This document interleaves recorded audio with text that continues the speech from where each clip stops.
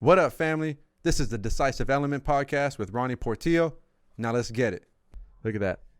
Move it. Adjust as we go. Welcome to the Decisive Element podcast. Ronnie Portillo, the host. You know.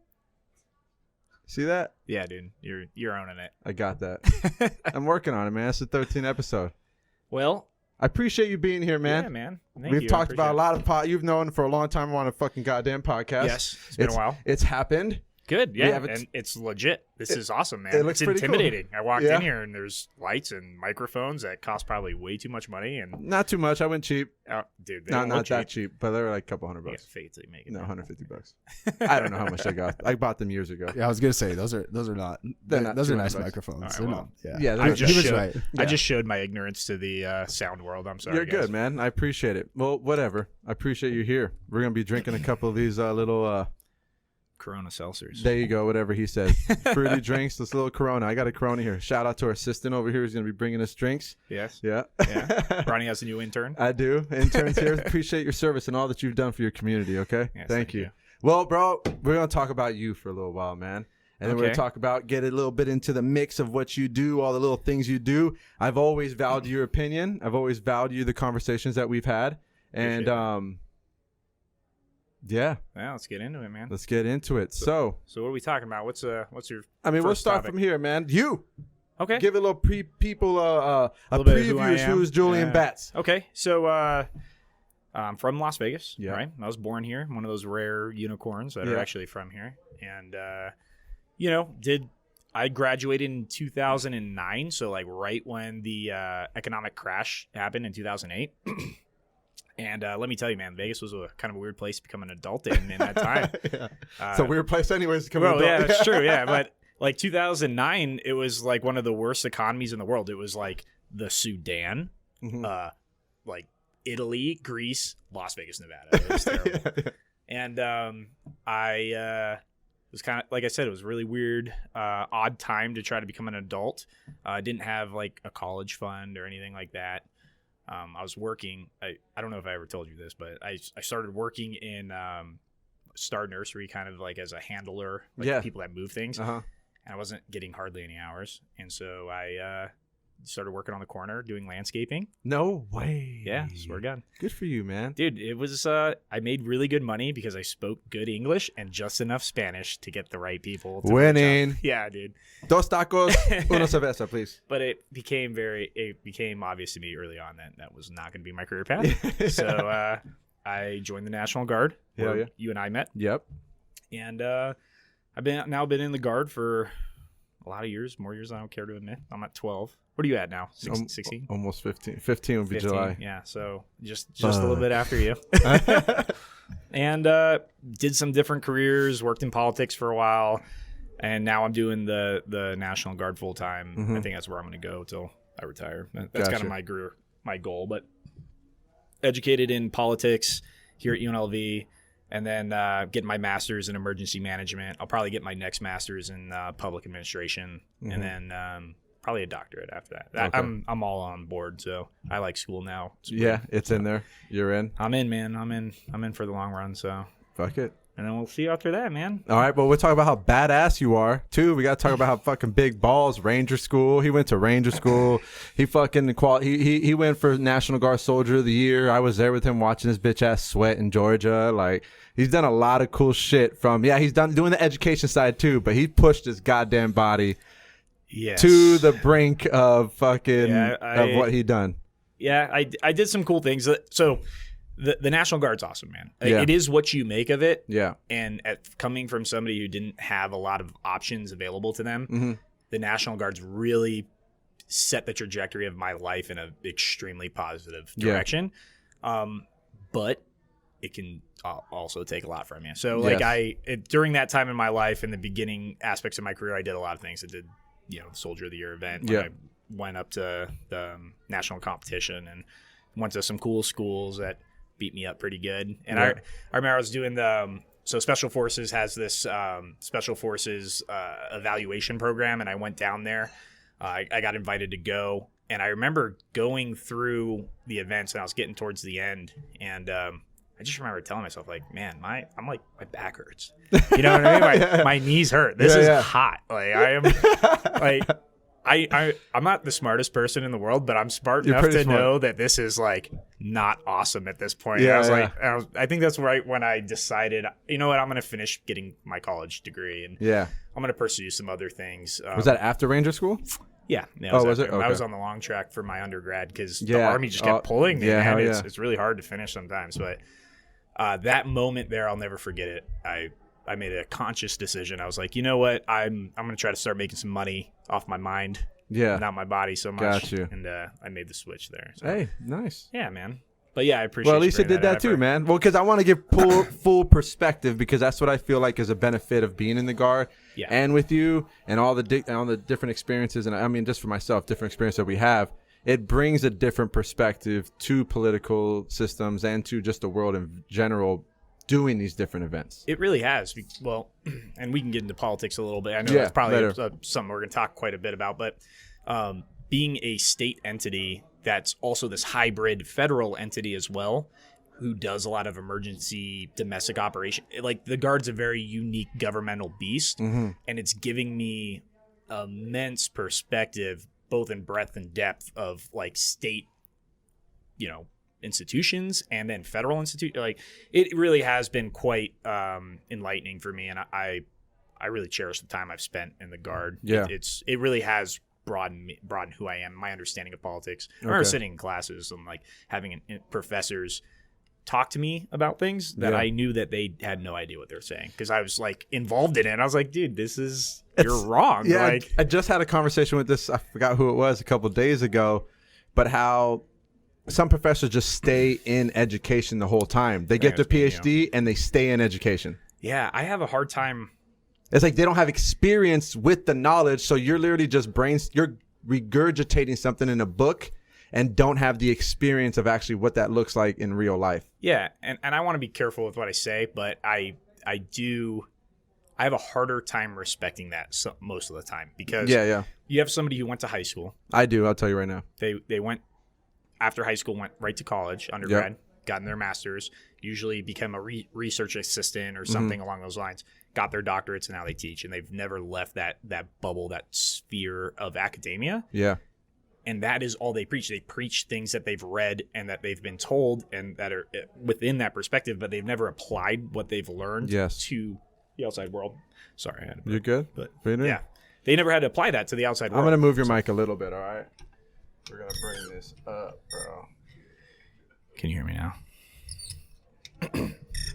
No, you're good. I just want to there you go. All right, good. Hey, and if you guys hear in the background, we got a crowd right here watching us on the side. There's like a bunch of people watching this crowd, so they're talking it up. How you guys doing everywhere? Nah, I'm bullshit. The Decisive Element podcast is filmed in front of a live audience. Yeah, so that's what it sounds like. So if you do hear anything, where's the band, by the way? I don't know, man. I got to get... They don't come in until the second act. So the second. Once we hit the 30 minutes mark, then we'll bring it in. But just FYI, all right, we're moving, we're growing, right? We'll get this shit right eventually. We'll keep rolling. Ryan with us. Yeah, we got the noise gate on. I think we should. Yeah, so we should be good. But I just want to put it out there because I've been learning. One of the lessons I've been learning, man, is just you got to say the shit out if it's happening. Right, because like, somebody's sitting there thinking about it and you're not acknowledging it. Exactly, and they know they hear it, so it's just like, just fucking do it. Okay. Yeah. So. Anyways, yes, great point. I think that's fucking like, I think there's really value in experience, because we were talking, my last podcast, we were talking with her late at different times that like trauma sometimes needs a new experience to overcome the trauma, right? You can't just keep having traumatic events and then thinking that that's just going to stay. You need to also have positive events and enlightening events that outbloom those, if it's sense, right? So a new experience with that same basis, if you want to say it, like same theme, needs a new experience so your mind can grab onto that and let go of the other one. Yeah, I just imagine some poor student being traumatized by his teachers and never leaving and then becoming a teacher himself. Yeah. The tables have turned. Exactly. So it's just like, you can't, and the last podcast we just had, I put those videos on, like, you got to be able to know the knowledge and apply. You can't be a manager only. You have to be a leader also. Yeah, and there's things that make sense theoretically in like a thought experiment. But when you try to apply those theories into practical application, a lot of times you'll see the failures of those theories. Yes. You know, and so like I was saying, it's all too common that we see a lot of professors that haven't actually left the sphere, and so I have a harder time respecting that. And that's not to say I've had some really good teachers who probably have only been in academia, but generally speaking, the aggregate is definitely better when they're out there. So. Okay, man. So what have you been? So what's been new, man? What the hell's going on? Nothing. You know, I have a house. I live Chilling. with my beautiful girlfriend. Yep, you hooked the backyard up really nice. Dude, have you seen the backyard? I did. I saw the pictures, man. I'm ready for a barbecue whenever you run by me. Dude, it's the Garden of Eden right now. Hell yeah. We're still waiting to get, I'm embarrassed to say this, but patio furniture. Cause why not? Blew my whole load on the making it. But it looks fucking great, though. Hell yeah, it looks fucking badass, man. It's going to be cool, man. We got a hot tub. We call it the Hot Tub of Truth. Oh, yeah? We'll practice our next podcast. Yeah, in there. We'll just get some phone and go on. Hell yeah. All right, man. Well, let's get into it because I want to know what's on the nitty gritty of what do you feel like is going on right now. So my first question is, Dar, what are your thoughts and feelings about the current political environment in which we're in and just the culture of America? And what do you see going on from your perspective, obviously? It's definitely... It's a unique time, right? We can all so the I call it the Trump regime, right? From 2016 to now. It really highlighted some of the worst of us in both sides of the spectrum, right? Mm-hmm. It really was a catalyst of divisive politics. Not all his fault, but just he brought out a lot of it too. And I'm, you know, we both know you like to poke the bear for sure. He sure did. But bunch of time. It's weird seeing people who, all right, so politics is kind of a weird field to study because you can spend your whole life trying to learn about it and all the different facets that are involved in it, and it's very difficult to ever have a full comprehensive picture of it because it's so vast. It touches so many social spheres, right?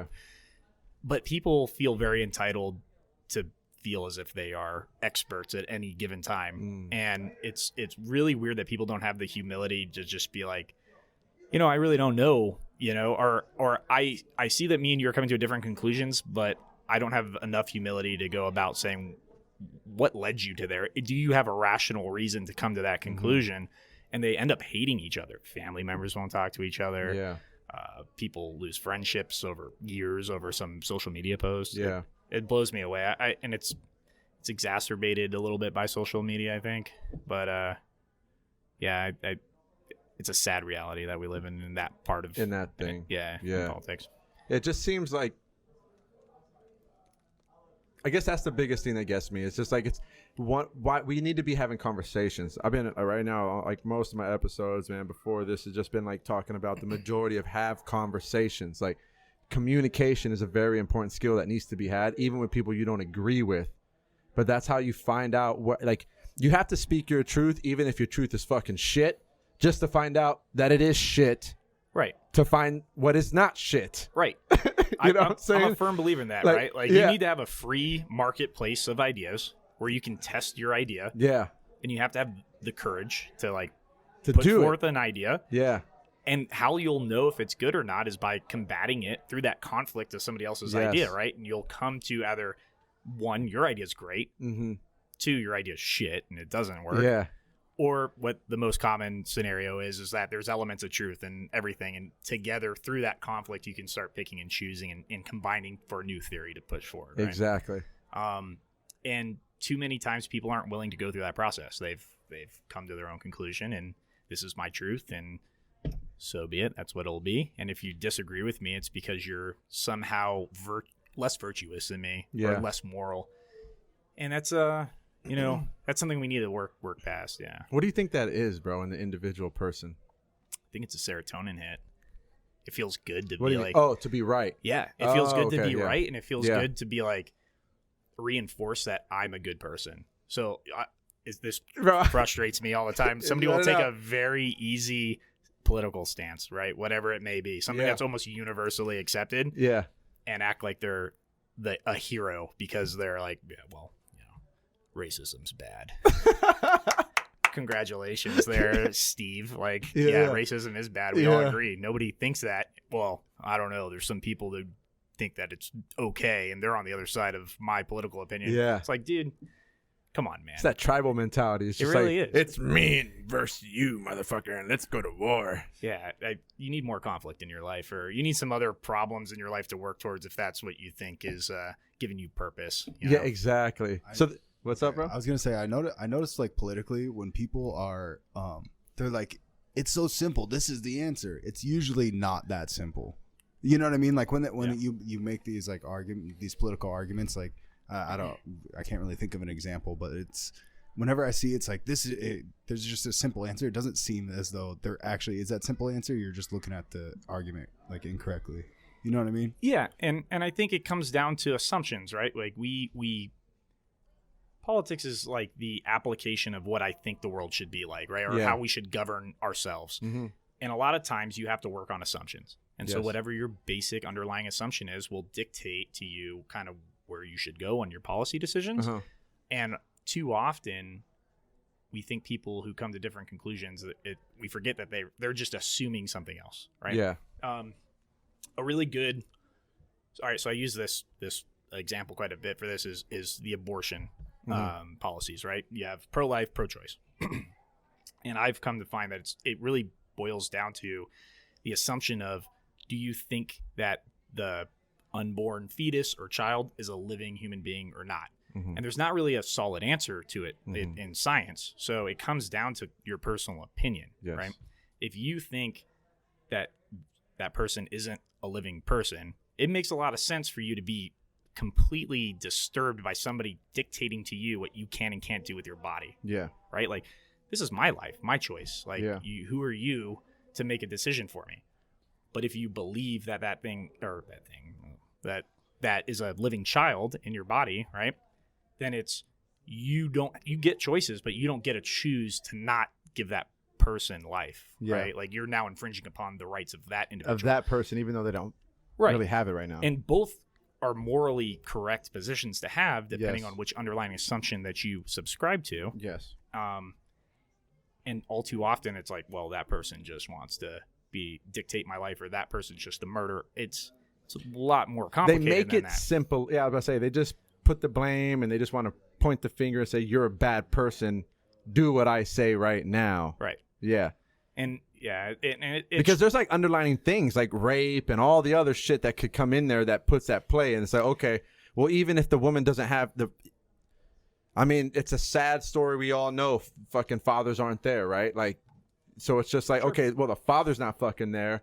And then the wife or the lady doesn't have money to raise the baby. And these are life is way more complicated than just that one thing. Sure, and it's very hard to make blanket statements. Exactly. But you have to understand that either side that you take, there's a morality to it, there's a virtue to it, and it just depends on, like I said, an underlying assumption that you're taking into the argument. You know what pops into my mind is the Army always tells you to make a decision, right? Because you can't, sooner or later, it kind of goes back to the education thing, I guess, in some way. You have to make a decision and see, because everything's going to have pros and cons. Sure. And then you have to adapt on what comes then. And if we just stay stagnant, that's when we get all fucking lumpy and die. Like, you don't do nothing. Yeah. You freeze mode does nothing. So it's like sooner or later, I guess in the States, there's states that have pro or life pro or whatever. It's not really a thing. But when I think about these things, I think, how does the individual embody this? How does the thought process get to them that point where they can't see both sides and like have a conversation? Something in their life has happened, or somewhere in their thought process, their thinking traps in themselves, wants to protect their ego and their identity. Their identity is put into their decision on anything, not just pro-life or pro-choice. When you attack them, you're fucking attacking their soul, bro. Yeah, you're attacking their identity. Their whole, their whole essence. Yeah. And that isn't for me to say that like there aren't, I think there's a couple forces there, right? Like, yeah, there's things that I have assumed to be correct. And Yes. I have a philosophical outlook on life in which I apply in the gaps of knowledge that I have, right? Because you can't know everything, right? We have to make decisions. Yep. And so in the absence of knowing that knowledge, I'll apply an underlying philosophical outlook on politics. Yes. And that's kind of how I do it. And I might not agree with you. Yeah. But I understand that I'm putting in those gaps. I understand that I have an assumption that I'm making and then working off of. Yes. And I don't think less of you for not taking the same assumption that I do. Yep. So I have plenty of friends on opposite end of me or ends now that I don't even know. They keeps readjusting all the time. But I don't think less of them as a person. You know what I mean? I don't hate them. I can have conversations with them. There's certain topics where there's just no compromise. Like I've come to a completely different conclusion than you. And that's okay, man. I will try to convince people that I'm right. You convince them that you're right, and we'll just move on from there. And the majority wins. That's what happens. Friends, right? Yeah. So speaking of that, what would you tell people to think about that, bro? Like, how would you tell them to get to the point, or do you know what gets a human being to that point where they can, hey, like you just said, have a conversation with somebody. You have friends that you're totally not cool, I don't say not cool with, but see totally points of views. What can a person do to get to that point? How did you get to that point? What did it take you to realize that shit, I don't have all the answers, and what I'm doing is actually assumptions? Because what you actually explained is very thoughtful, you're understanding your behaviors. Most people, I went through it. I don't want to say project. I went through a time where I felt like this was the way.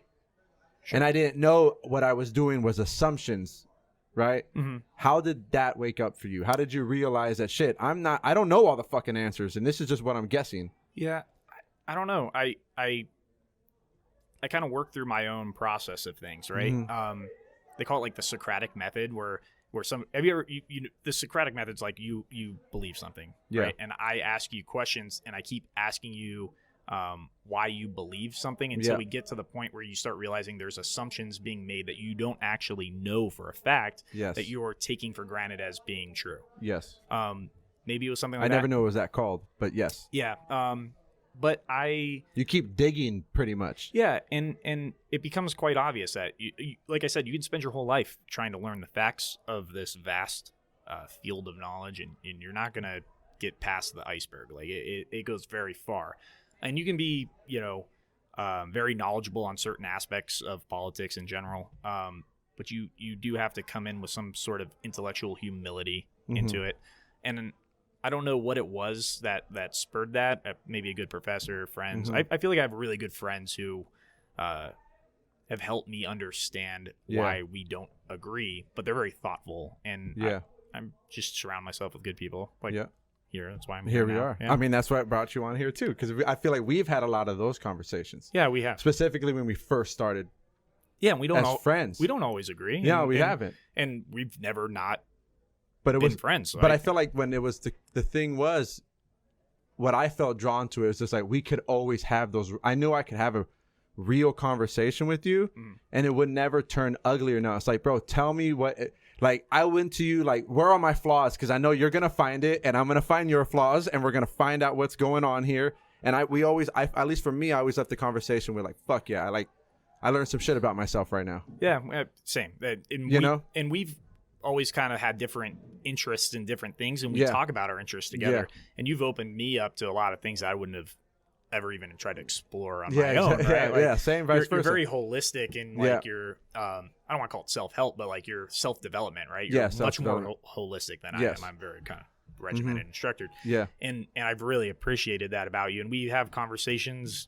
Our conversations are never like surface level. Never. They go so deep. So deep. Deeper than I want them to go sometimes. Yeah. I'm like, geez, man, where are we going with this? That's why we're here, dog. It's true. And people like you, and if you surround yourself with people that do that, it increases the breadth and depth of who you are as an individual and the content of your character. And you can apply it to whatever your affinity is. And mine just happens to be political. So. What were you going to say, Mike? No, nothing. Oh, good. Oh, okay. It is. They say that right now is like the most divisive, like time politically, like ever recorded. I don't know. That's what they. I don't know who they are, but that's what's been said. Yeah. So I think it's just the they. I feel is like a lot of people profit off of anxiety in the modern economy, right? Like the media outlets have learned that your anxiety, your fears are a profit-making machine. Yes. Okay. I mean, they just recorded the CNN director, or whoever the fuck that guy was. Yeah, that Project Veritas or whatever it is. Yeah. Project Veritas. Veritas. Yeah. Caught that motherfucker on a Tinder date, bro. How grimy is that? Yeah, fucking got him. That's politics. As far as They got him on a Tinder date. it's like, I was just thinking about it, it's like, God, man, like that's just power of woman. Yeah, They bro. could do that. Like They can pull anything out of you. on the Tinder date, he was trying to brag about. Yeah, we pretty much try to get Trump out. And Yeah. next thing is the climate thing or whatever the fuck. And they're not the only ones that do it. No, he hell just no. got. He just was. That's just on exposed camera to saying it. everybody. All of them do it. And you know what's bro. funny though? Nobody cares because they know it's happening. Like I they make this big. know. It's like the That's Edward Snowden fucking thing. He came crazy. out with all these Yeah. revelations about these CIA programs and NSA, domestic spying, and everybody's just like, yeah, yeah, whatever. Yeah. Like just completely. He's like, this is gonna change everything, and now he has to live in Russia, and we're all just like, damn, NSA is shady. That's basically all we say about it. yeah, like Yeah. Oh, we know what happens. Give my iPhone. yeah. I thought for a fact if I were a betting man, I would have bet that Trump was going to pardon him, and he didn't. I was really disappointed with that. Like, Yeah.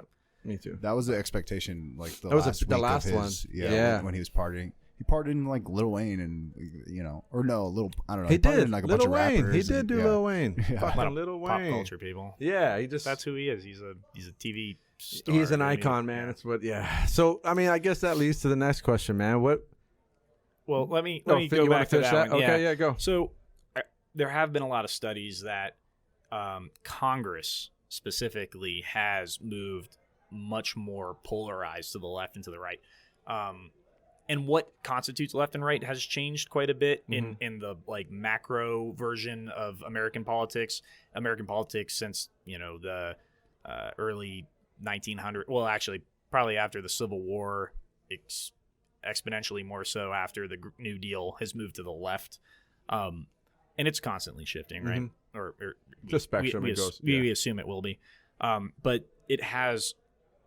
Members of Congress have definitely polarized, much more so than the actual population of the United States. And I read a book, I want to say it's On the Commonwealth, written by Cicero. It was like 50 BC or something when it was written. And you could hear how he's talking about domestic politics of Rome at the time. He was a Roman senator. And you could put like Democrat, Republican in his book, and it would be applicable to today. So No way. I don't feel like this is some New shit. apocalyptic. People are at pitchforks against each other. I mean, at one point in American history, they actually put guns to each other and shot each other for 4 years. Yeah. So I would say that's probably not the most polarizing time That's true. in the United States, but in recent memory, it's been pretty polarizing, especially in the political. Great example, God damn it! We're not killing each other. It's not our fucking. I just talked about with the Confederate flag, like how that can't be in federal buildings or anything anymore. And there was a state, I forgot what state, but has like the corner of the Confederate Mississippi. flag. Mississippi. Yeah. I was like, well, they probably should start working on designing that new thing. I understand the free speech argument of it, but this is what I'll say. That's the battle banner of the side that tried to overthrow the United States and lost. Yeah. So I feel like it's appropriate for the federal government to not let you fly that flag. Yeah, in there's federal like- government. That's what one of my buddies was like. You lost. Get rid of the flag. Yeah. The war lost. So So I understand why they did that, and I feel like it gets kind of glazed over. Yeah. So let's talk about that for a minute, Yeah. because it's interesting to me, because I tie it to Afghanistan. okay. Hear me We're out. here, bro. Okay. This is it. Let's go. So Sherman, We said Confederate flag. You said, all right, let's talk Afghanistan. it'll get gonna- there. I It'll get there. I know. Trust me, let I him love go, it. bro. I love it. Yeah. Okay, so I'm ready. Lincoln wants to win the re-election, right? How's he going to win the re-election? He tells Sherman, you're going to get to Atlanta, right? So Sherman does Sherman's March, total war, just burns and pillages his way all the way through the South, completely breaking the economic backbone of the South. Basically is what turns the tide for us to start, ending this conflict. Effective in a sense, right? Yeah. Like the South lost. But if you were a white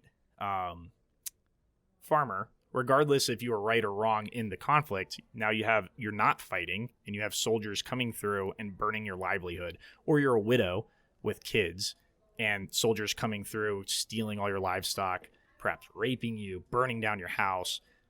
It creates immense animosity, right? And then what ends up happening? the Union leaves, or we go through the Reconstruction period, and you have the KKK. You have all these insurgency organizations start building down there because they have animosity and they don't have the power to fight them anymore through a conventional means. So they became an insurgency, a terrorist, right? And we see that, I think, in Afghanistan, right? And that's what we don't want to happen, or what has happened in Afghanistan that we probably should have tried to alleviate.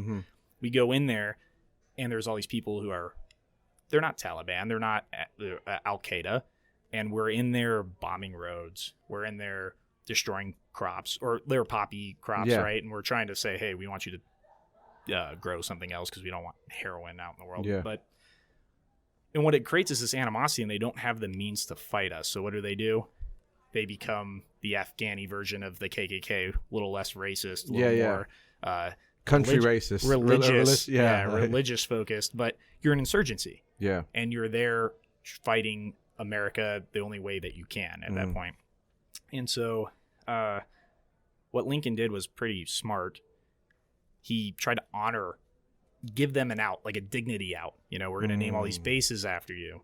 We're going to leave the people who are in power in power. And there were some problems with Jim Crow. I don't want to understate that, but it could have been a lot worse. The United States today is a united country. You know, we pretend like it's not, but it is a united country, and we haven't had another civil war in over 100 years, right? Because of a lot of those things that he did. Maybe it is time now to start. We have our own heroes now in World War II that we can start naming bases after and all those arguments. But at the time, it really was a smart move by Lincoln. Because it made them feel like feel something. Like I gave him a little inch, even though it was, you didn't get the whole mile, motherfucker, but you got 2 inches. Look at World War I. They humiliated Germany, right? And what did that do? It caused the conditions to allow an extremist ideology. And then World War II is just basically I'm oversimplifying, but it's the repeat of World War I, right? The job retention, I've been feeling like one thing I've been learning about with, let's just say, people in general. People need to vent, or they need a release. Yeah. Right. And if that release is not done in a healthy way, it's going to get in a healthy way. And it's going to bring destruction and arguments and war and all these different things. Dignity and defeat, man. You got to give them some sort of way for them to still have some pride. Exactly. And say, hey, the conflict's done. Yes. You know, and if you keep, but we're not trying to fuck you over and to fucking crush you. Like, we humiliate you and we ruin your economy and we do all these terrible things to you. You're not going to embrace me as a brother or as moving forward. You're going to hold that grudge, and that causes problems, centuries down the road. Yes. Right. So that's how I tied Afghanistan into. There you go. There's a lot of people that actually don't know like the history of like World War I and how, like you had said about Germany. There's a lot of people I talk in day-to-day basis that just don't actually know that history. And it is like even that small little thing, like how you said, is it does come back.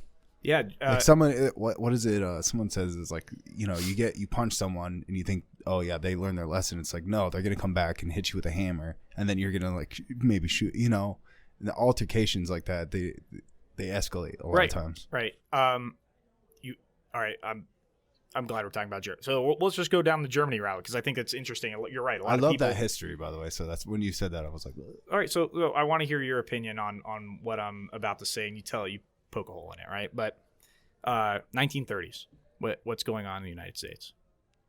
Yeah, Great Depression, right? Yes. Like just terrible economic. We got to get our shit. Yeah. Right. It's all done. Same thing's happening in Germany, right? Because they're paying back all the war debts of World War I. They're going into hyperinflation, right? The marks are worth nothing. It's like 1 billion marks for a loaf of bread now in Germany, right?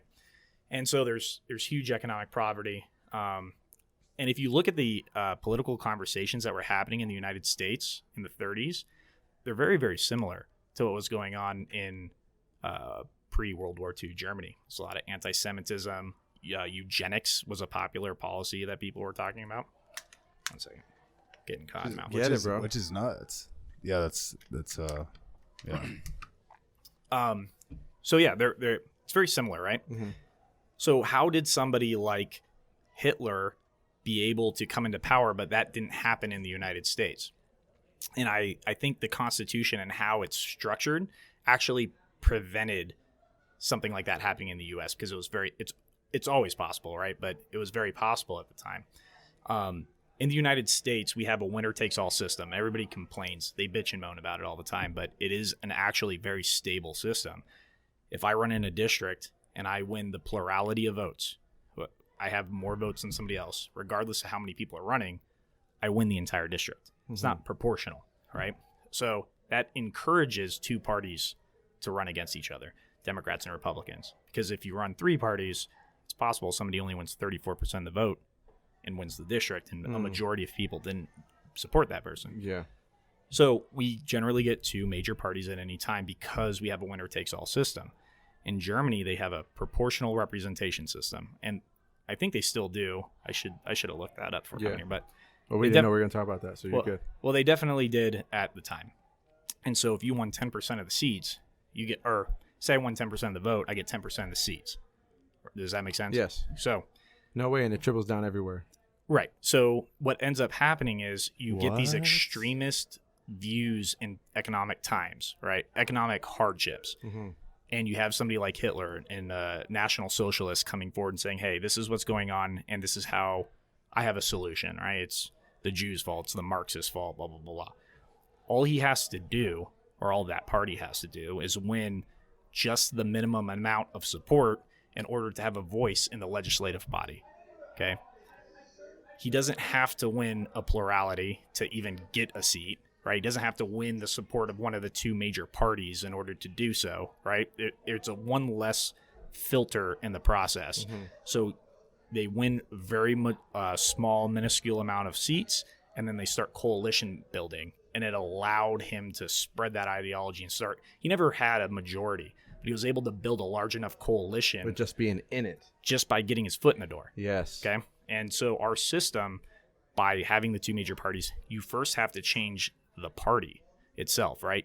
If I want to change the direction radically in the United States, you have to win within the party politics first, and then you have to go to a general election, and then you have to work within the system that the Constitution allows for you to change the United States. A lot of people complain that the U.S. is very slow in changing. You know, it's not very progressive in major changes. It's very slow to go one way or the other, but it was by design. It was because they knew people's passions are very fickle and will go one way or the other way depending on the realities of that situation. And so by creating a system that creates gridlock, we've prevented things like Nazi Germany from happening in the United States during terrible. I'm not saying that Nazis would come to the United States, but you know what I'm saying? No, like an extremist, radical political movement. The infection can't go fast. Yes. It has to go through, I guess, in a body way. It has to go through multiple immune systems, right, to take over the whole body, meaning the country. And it slows it down, and it gives us enough time to react to. And not just this sounds great. Let's fucking do it now. Yeah. Like checks and balances, right? Within itself. That's the idea. Yeah. So are you? I was just curious. This is random, but do you like the two-party system? Because like a lot of people are like kind of proponents of like multiple parties. Like, why do we only have left and right? There's like libertarian and stuff like that. Yeah, I am, and I know I'm the oddball, but I actually am a proponent of the two-party system for that reason. In long term, it's much more stable of a system and a much healthier of a system. That's why the United States is the longest-running republic in the history of the world, or constitutional republic in the history of the world. Because of the system that we have, we've made it difficult to change rapidly. It takes generations to make changes. Multi-party systems are more responsive to people in getting change in government quicker, but that comes at a cost, and it usually comes at the cost of that country tearing itself apart. When you look back at centuries of a country. So I am very much for it. I'm frustrated sometimes with the two-party system, just like everybody else, because there's things that I would like to see implemented that just seem to die. But I have to look past myself and my wants in my one lifetime, and I have to look at like what happens when my great grandkids are here. Yeah, you know what I mean. And that's the change. We're on a cruise ship, and if you want to change the direction of the cruise ship, it's going to take miles. So you just start tacking that that One bad step boy at a time. little bit at a time, and you start drawing it, and you'll get to where you want to be. And it's a lot smoother of a process, a lot healthier of a process for. I mean, you may fucking convince me right now. I feel like we've had that conversation of why it's so slow. And I think when we had that conversation, it was just like, okay, I get it now. I understand. Because I do see, I mean, I feel like if your intern wants to give us a drink, so you want okay, yeah, we'll take one. Thank you, intern. We appreciate you. Very nice. Man, you should give her a raise. Yeah, give her a raise. She's doing great. I'll give you 2 high fives today, not 1. Oh, I see. Unpaid intern. I see. She's like, oh, I like where this is going. Let me just keep feeding them booze. Yeah. Yeah. Trident lighters. Yeah. Give her some gum. Oh, damn it. Anyways, yes, I forgot. Booze. All right, We were just talking about the 2-party system. No, I think because it's slow. Well, I guess what I was getting to is like anything that's real and worth it takes time to build, man. Yeah. And you can't build anything that quick. And so specifically, I feel with the culture of what it is right now, everyone wants to bash America, bash the systems, bash the institutions. It's like, okay, how about my thing is always, how about you get involved with the system and find out how it works, why it's established, why was it built that way, and find the errors in turn it, right? Learn the system, play the system, change the system. Yeah. Because you can't change really from the outside if you don't fucking know how it works. And like you're saying, these are institutions that have been here for not centuries, but generations, hundreds of years. They've standed the last of time for a certain reason, even though there are cons to it. Yeah. Everything can improve. Yeah, and I think that's I think that's a big pet peeve of mine. Is you have a lot of people who have valid concerns, but they don't understand the system. Mm-hmm. And so they don't care about the process of how to change and implement their system. They just want somebody who can get to the ends that they want, regardless of the means. Now. Right. Yeah. I want instant gratification. I don't Amazon. care. Amazon. Right. Yep. I want politics now. Exactly. So they're all right. Rebecca right now? The goddamn intern fucked our shit up, bro. Yeah. What are we going to do? Trying to get us some more seltzers. Trip fell. And it all lined up, but we're back. Thanks. That was a commercial break, the first one. You know what I'm saying? Goddamn intern. Now I took away 1 high five. She only gets 1 now. I can't take him anywhere. Can't take him anywhere. We appreciate you getting us the beer, though. You know. Yeah. So, thank you. So we were talking about being enraged, being able to, but also not knowing the system and how it works. Yes. So people complain about something, they want change, but they don't understand the formalization that goes into making sure that the like you're saying, the change goes in the right direction, in the correct. Yeah. Right. And sometimes I feel like how something is done is oftentimes as important, if not more important than what is actually done. Right. There's a reason for the system and the process. Yes. I hate to sound like a fanboy. It's very very cliche for like an American to say like how amazing the Constitution is, founding fathers. Yeah. But really, the more I've been involved and studied and read, it is actually they were quite brilliant in the system that they developed, and the process that they did it had a purpose. And so I feel like what happens a lot of time is you have people who have legitimate gripes. They don't understand how the system works or why it works the way it does. Yeah. And so they fall victim to supporting somebody who says, hey, I can get you to the ends that you want, but we have to change the means to do that. And so they don't care. They're like, well, however, I want to see what I want to see done. How you get there doesn't matter. Not knowing that it's setting dangerous precedences and it's destroying the very safeguards that have protected them for you just made me generations. think of Animal Farm. Yes, I'm a huge fan of Animal Farm. Yeah, make sure my kids read it. Yeah, I will too. I need to read fucking 1984 or 1984. So I think like Animal Farm's like the very it's a basic view of it. Yeah, right? very basic, easy to read. A kid can it's like it's like or a teenager should be able to read. I think that I read one. that and I was like in 6th grade or something, and it was entertaining enough book with some lessons. Yeah, 1984 it's a little darker, a little more mature. I just got it. I just bought it from a friend, so I was like, it's really good, man. I'm gonna read that book. It's one of my It's funny. I'm reading a book on surrendering right now, and then my next book is that one. Surrendering? Yeah. What do you mean? Like surrendering to our emotions, so we can get to the holistic shit, right? Okay. Because so the whole thing is about like our body. So the reason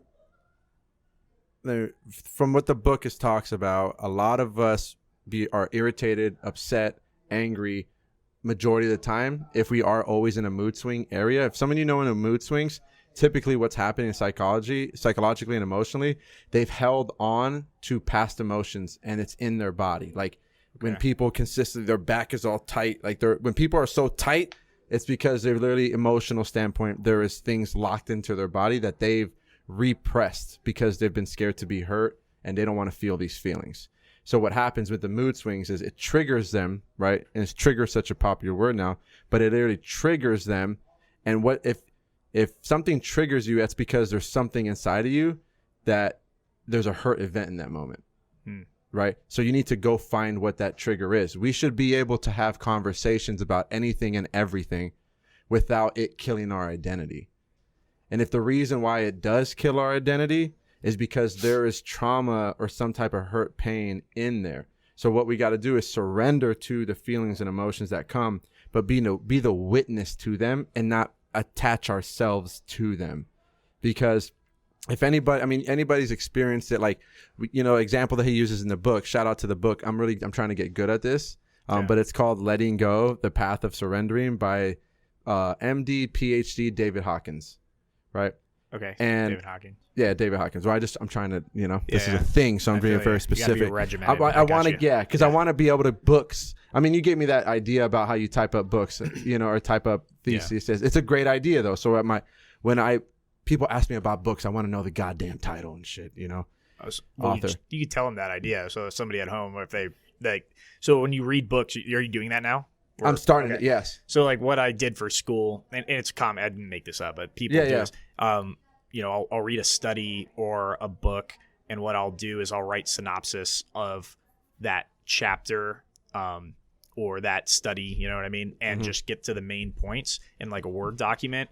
That way, when I go back to reference or cite works in my thesis or whatever I'm doing when I'm writing stuff, I can look back and be like, okay, this was the major points. Do I really want to cite this work? Or if I'm trying to talk about a work, I can always go back to that book and kind of read the major points that I thought were important when I read them without having to skim through the book and read them again. So, if it's 20 pages, I'll usually get it in like a quarter or a half a page. I keep it real condensed. So, you get the point out of it, right? So your synapses will remind you of all the other things that came into it, right? So, I'm trying to do that with that specifically. And I guess what I was getting to in the book was that, damn, I forgot the example. Or surrendering. Yeah, but what example he used was... I don't know. I didn't read it. You were talking about triggering and being triggered, emotions, reacting, repressing. Nazi Germany. I don't know, but it's pretty Nazi Germany. It's pretty much that we get trapped. We get trapped in those things. Okay. And because we don't surrender to them and let them go. Oh, here's the fucking about time. Here we go. You ever been in an argument with your spouse or a friend or something, and all of a sudden, in a moment, you're like, "Fuck, this is stupid," and you start laughing at yourself, like, "Why am I so hung up on this damn thing?" Right? Okay. Yeah. That's you surrendering to the anger emotion. Okay. Right? So that's just like little example that you can have. Well, if we're doing that all day, and I do it in a specific way, like I got to be on time, I got to do this, and this, and if someone fucks that up, I'm like, God damn it, you fucked my schedule up, right? And I hold on to that idea or that emotion of like, go, right? And so it's like about surrendering, because at least for me, man, like I feel tension in my back a lot.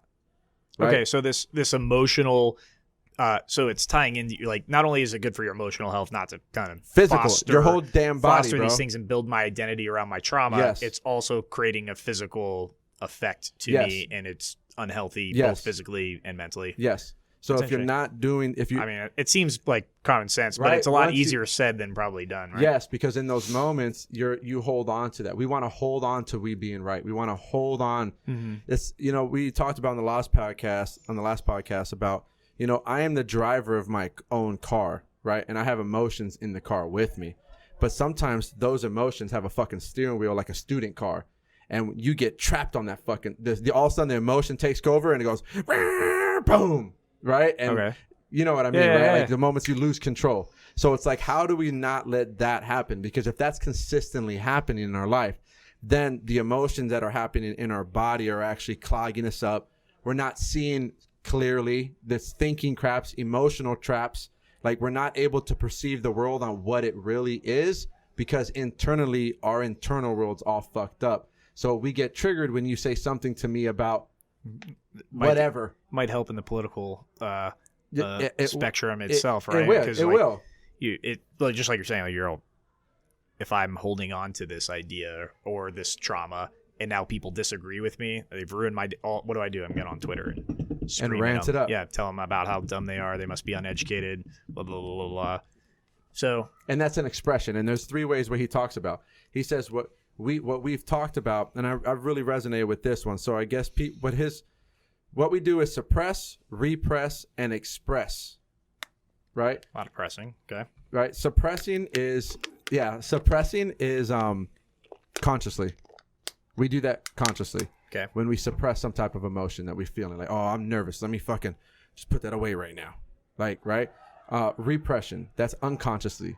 There's something that's inside of us, that's something that comes up and we don't even want to deal with, that is repressed right away. Okay. And then expression of emotions. But pretty much his argument or what his thing is that people misinterpreted Carl Jung thesis about neurosis. Okay. And how neurosis is stress, right? Anxiety. Sure. Yeah. And how so if people have non-expression of the neurosis or stress, that means they should express to let it go, right?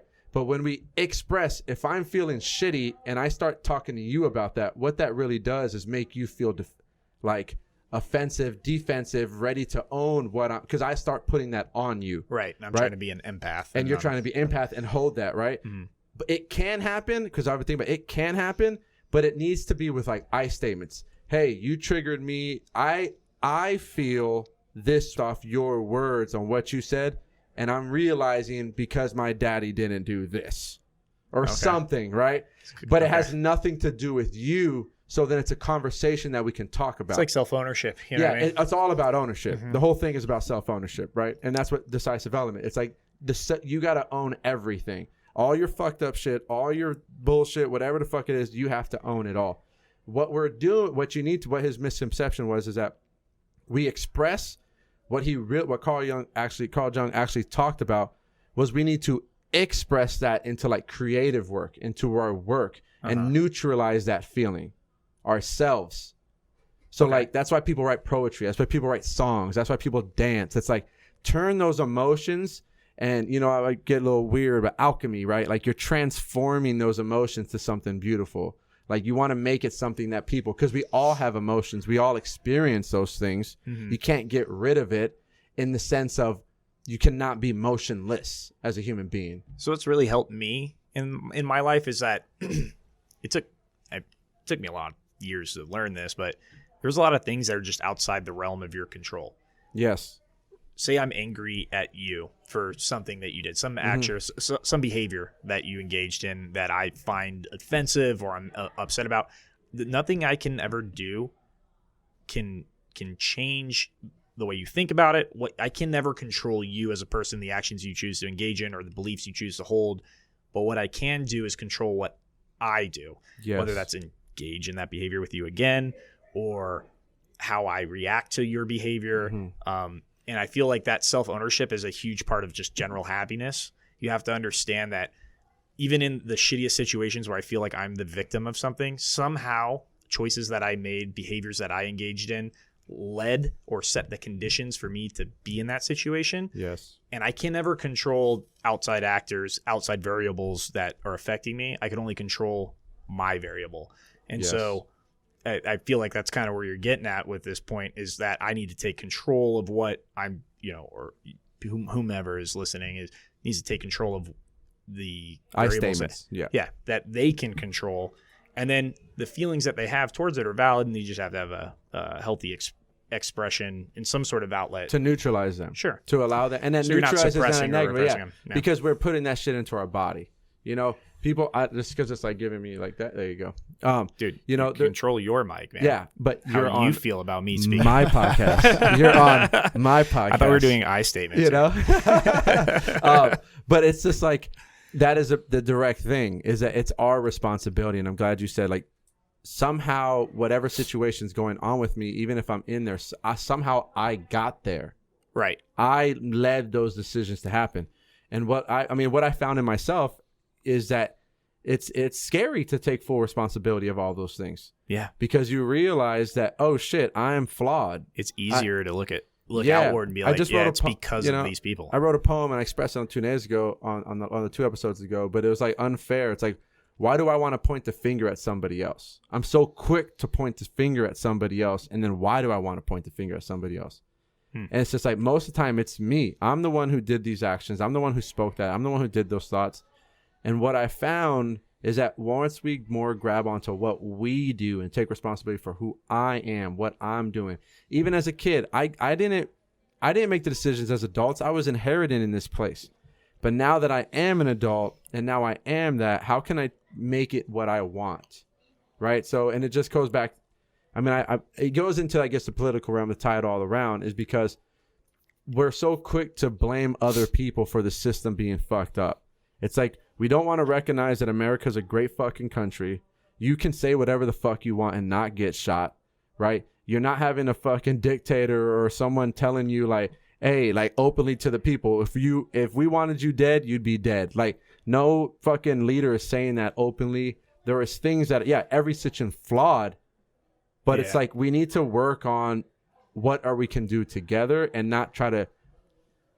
I guess the reason it gets bossed out is like people start talking about communism and socialism, all these fucking things in America right now. It's just like, slow down.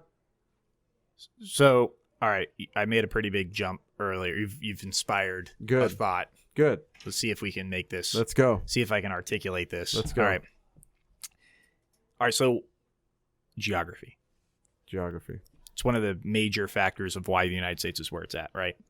We can list it all out, but basically you have this huge, massive country that is bordered by 2 warm water oceans, okay? So we don't have any neighbors on either side. A lot of other nation states are very far, so it's logistically difficult to get to the United States. If somebody were to invade the United States on either coast, what do they run into? 2 huge mountain ranges. You have the Rocky Mountains on the west coast, Appalachian Mountains on the east coast. We have a lot of natural obstacles, and the 2 countries to our north and south are basically satellite states. Like Mexico and Canada are not enemy states. People hate to admit it, but they are. They're basically satellite states to the United States, right? So we don't have this huge foreign threat looming over us all the time because of our geography, which is a blessing. Yep. The flip side of this coin, I was thinking when you were saying that, is that when you don't have that existential threat to unify you and focus your fears as a people or unite you in an identity, you start looking inward because you need I think people need something to satisfy this craving of conflict. I honestly believe that's part of the human condition. And so the United States is constantly tugging at itself. And plus, it's just a huge geographic country. Like, we are 4 or 5 countries in one. I think people forget how absolutely enormous the nation is. And so I feel like that's part of what we see is we're always going to have domestic issues, especially since we set up a country that allows freedom of speech, freedom of expression. It's very easy for people to constantly be in turmoil. I don't know. What you were saying was making me think of that for some reason. I guess I wish I had the goddamn book here, because he had 4 things that are beliefs. It's like one of the beliefs that you have to let go is that if you surrender, you won't do shit. Right? If you don't work hard, I don't know if that sure was work hard, but if you surrender, you won't do anything. It's like as a human being, you have natural impulses to do something. You're going to do something, right? Now, the implication, I think, of what we need to teach people is healthy expression of these things. Like debate class, I mean, I feel like a lot of shit should be in fucking high school, but like debate class should be part of fucking structure. It should be fundamental. Communication, like besides fucking all these other things like history, whatever the fuck they have in school now, but part of the basic curriculum should biological, psychological, and communication. Okay. Because you got to understand the human body. If you don't understand yourself, you're not going to understand what other people are going through. We don't teach people about self. And that's why I love like talking about this shit, because it's like, if you can understand yourself, then I can understand a lot other people. You start seeing it everywhere around you. You start understanding how people behave, because I understand my behavior. And if I am a human condition, like you're talking about, there are times where, yeah, I want to fucking be mad, and I'm okay being mad. But there's other times I want to fucking party and hang out and have some brewskis with the homies and just chill, right? But it's also times where it's like, I'm in my emotions and I want to fucking write poetry right now. And it's like, people think that they have to be one thing. And I'm projecting because I just said people, but I felt like before that I had to be a certain thing. Why can't I be all different things? Sure. You know, and it's like, okay, but there's multiple facets of Ronnie, right? Yeah. There's a Ronnie who wants to be in bed till fucking 8 o'clock sometimes. Yeah. There's a Ronnie that wants to watch stock videos all goddamn day. There's a Ronnie that wants to read this book and not fucking go make dinner for the family. There's a Ronnie that wants to work out and say, fuck everybody else, I'm going to the hiking, right? There's all different parts of me.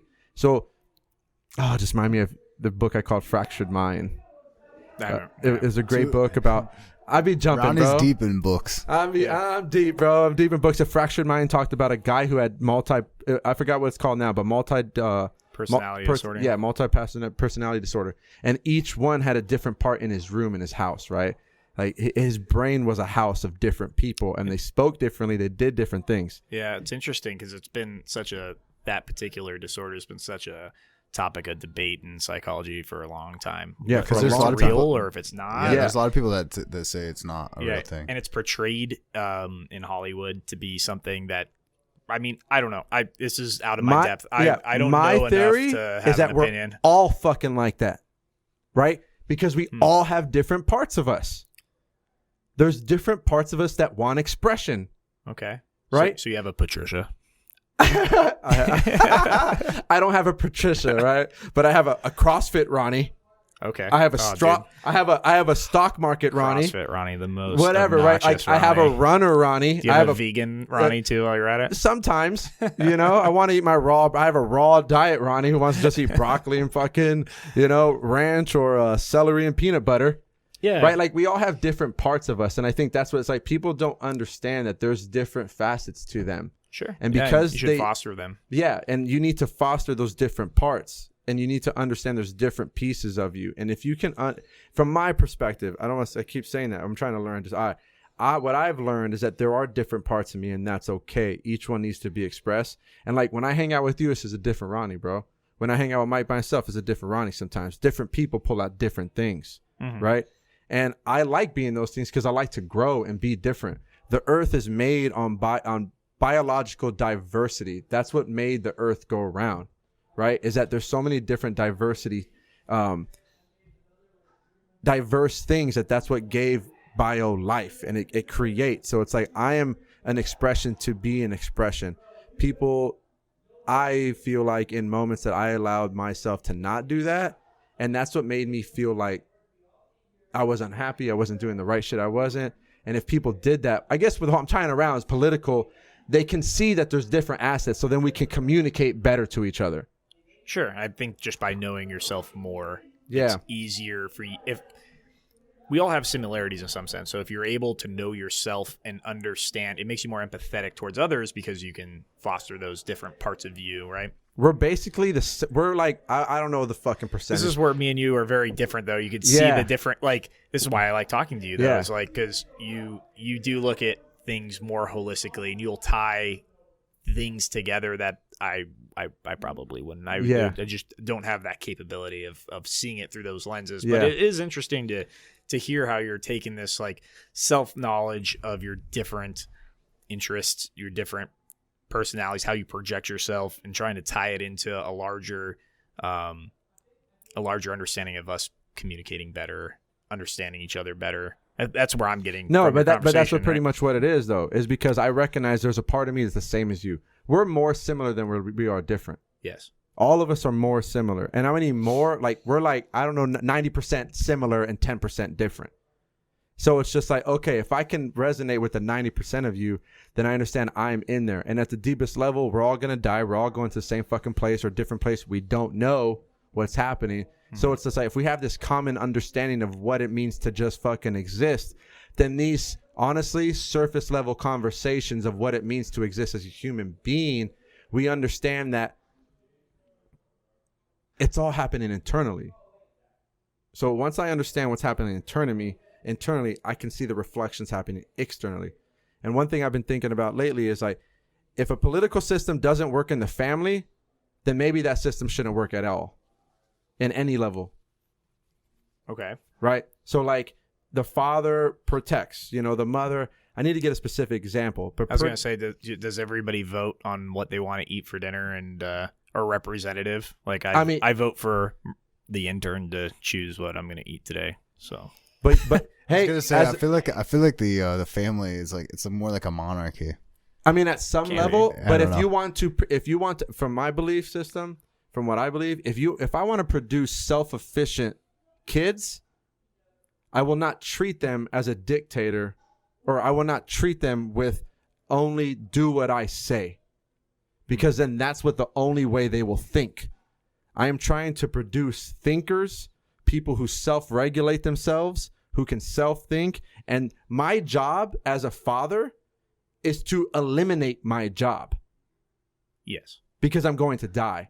And and I won't be there to provide for them. So they need to be able to do all the things that I am doing for them on their own, and be self-efficient so they don't get taken advantage by different tribes and different people and different individuals. So I have a lot of ignorance on the subject because I know you don't have kids. Yeah. So that's one thing. That's something I need to get more into. That's like a little science experiment that I'm playing with my mind. But I feel like if a system cannot work in the family, and that's kind of, I feel like why our culture is also fucking up, is because it's kind of gotten away from the family. The nucleus. Yes. Nuclear family unit. And that don't matter if it's mom and dad, two dads, two moms, it don't matter. But do we prioritize the family? Yeah.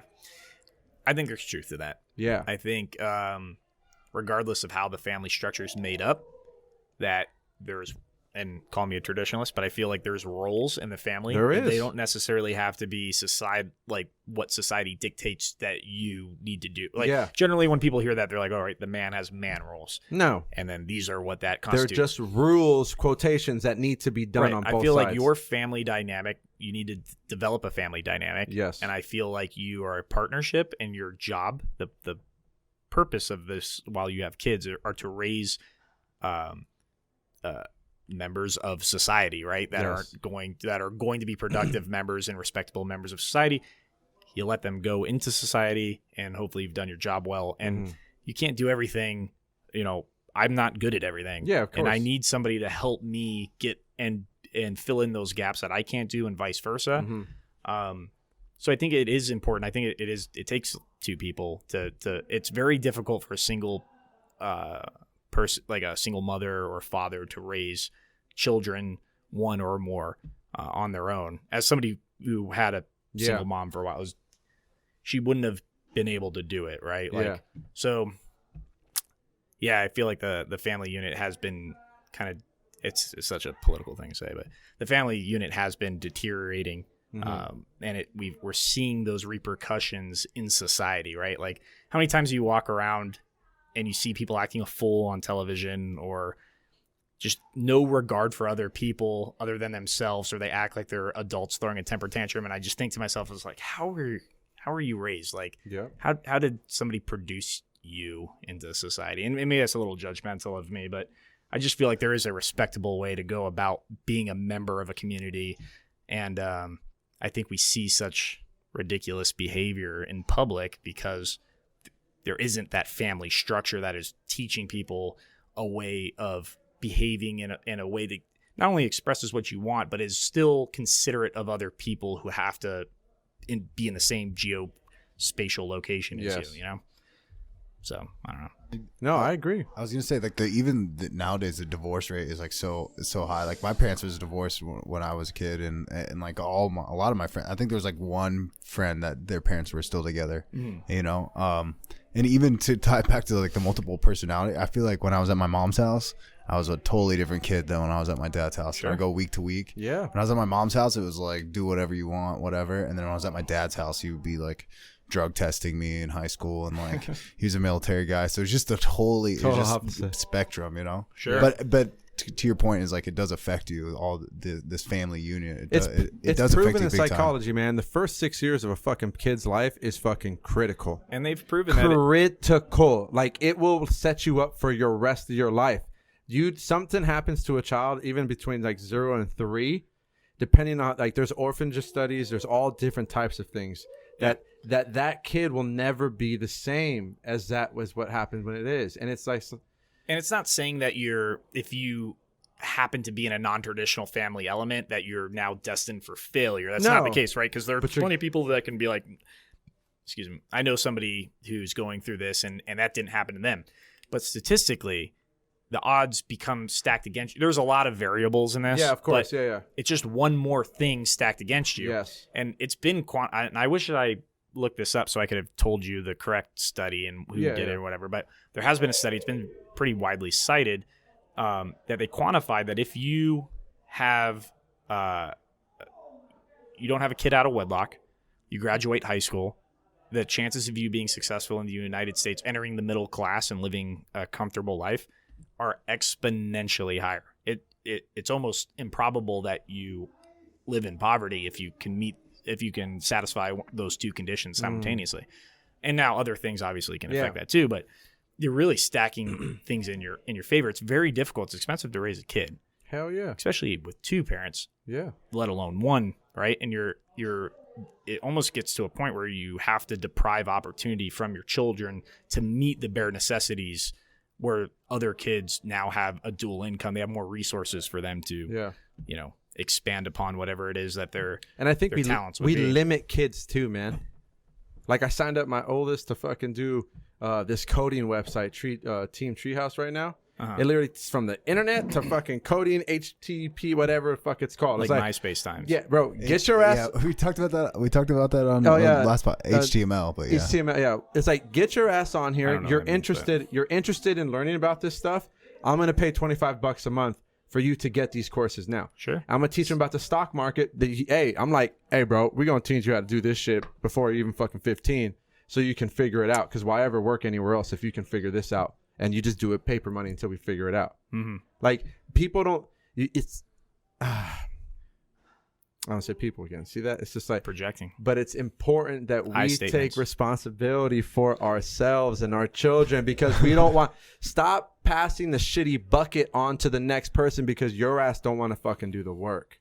Yeah. Or, here's the thing. I think there's a lot of ignorance, right? Like people don't know they're passing bad habits along, right? Yeah. Like there's a saying, whether you agree with it or not, but they always say like poverty is a mindset, right? Like it's a set of learned behaviors that puts you in there. Whether I don't want to get into how much I said, bro, the book literally says that because it says it's true. The poor get poorer, the rich get richer. What you think and what you believe is going to keep happening. It is, and there's a lot of variable I can't speak to. I haven't read your book, but in my experience, people who are unsuccessful, not just financially, in whatever realm, it's chronic. Yes. Because it's a way you're approaching life. You're not taking responsibility for things that you can control. Yes. You're ignorant to something, which is fine. We're all ignorant to something, right? But it's having the humility to admit that you're ignorant, and then if it means something to you, taking on that personal responsibility to make yourself non-ignorant to it.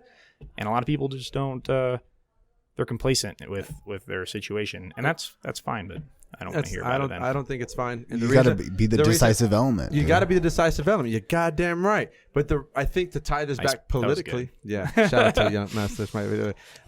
To tie that back politically is that the thing. What I see is that when people don't do that for themselves, then they start wanting the system to do it for themselves, and then they're willing to give up more freedoms to the system, and then it's a cycle that we don't want to go that way, because we know what history means when we start giving up more of our freedoms. Right. I think we've really have made full circle. I told you I'm trying to come back. There you go. I'm getting better at this shit, bro. No, I think freedom in itself, all right, we use that term really lightly, but a system that allows for personal liberty for you to make as many choices as possible. Yes. A lot of people think great definition. it's a good thing, right? Mm-hmm. But there's a flip side to everything. There's Yep. there's always a cost in social sciences, right, or social phenomenon. The cost is that it's a very scary thing, right? You have to live with the consequences of your decisions, whether it's good or bad. Yes. And a lot of times people want to make the decisions without having to suffer the consequences, or only the consequences in which they hope the end state would be. And if they don't get it, they're looking towards other people to help subsidize that pain and suffering that they have to go through if they make a bad decision.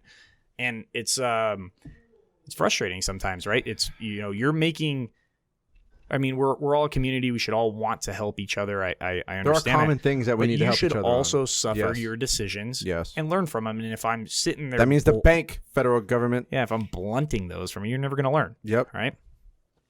So. Yes. And then when the leadership does that, like in 2008, when they bail out the banks and all these other things, and I guess the economy's too failing. I don't know that big story, so I can't go into that because I'm not an economist who knows how this shit to work. But just the essence of a person watching what happens, you're going to buy them out. Why aren't you buying us out, me out? Well, so then it turns. We saw that in the pandemic, right? Yeah, right. Companies immediately began looking for federal bailouts. Yes. Because it's a learned behavior. Exactly. They knew that they could. So the father is failing the family. Yeah. Right? And the mother, because the mother's government, Aunt Mother, is the parent system of the fucking United States is failing the children. And we can go about. You see how I did that? Yeah. Turned it into family because it's all a family, bro. We're all family. We all love each other. I'll rub your back. Sometimes. I'll put you on you can sleep on my couch, bro. I'll bring the assistant. She can give you a pillow. I think she likes you too, man. So what's look up? Can I get another claw? Oh, speaking of the claw. Oh, because you spilt them. Yeah, nice. We job. don't have any. All right, we're out. I'll drink this one. Okay, go get it backstage, bro. But yeah, man. Sorry for interrupting. No, it's good. I forgot where I was going with it. Anyway, Okay. So it doesn't matter. Yeah. What else do we want to talk about? We talked talked geography. I was gonna say that I do find like when you were talking about the geography of America, I think it was Reagan when he talked about if we only had like an alien, like a unified enemy. Oh yeah, existential threat to unite us. And then the whole globe, like we would all be, there would be like world peace. That's like the only way. Or maybe that's why like fucking they're pushing all this alien shit right now. Well, that's what I thought. That's what I thought of when you said that. It reminded me of that. The United States needs, just because of our geography, the way that our system runs, we need an existential threat at all times. We really do. Or else we'll tear ourselves apart because it's a product of our own success. People are so successful that we don't have enough conflict outside, so we look in. See, and that's why I think it's like, okay, look in and fucking relax, bro.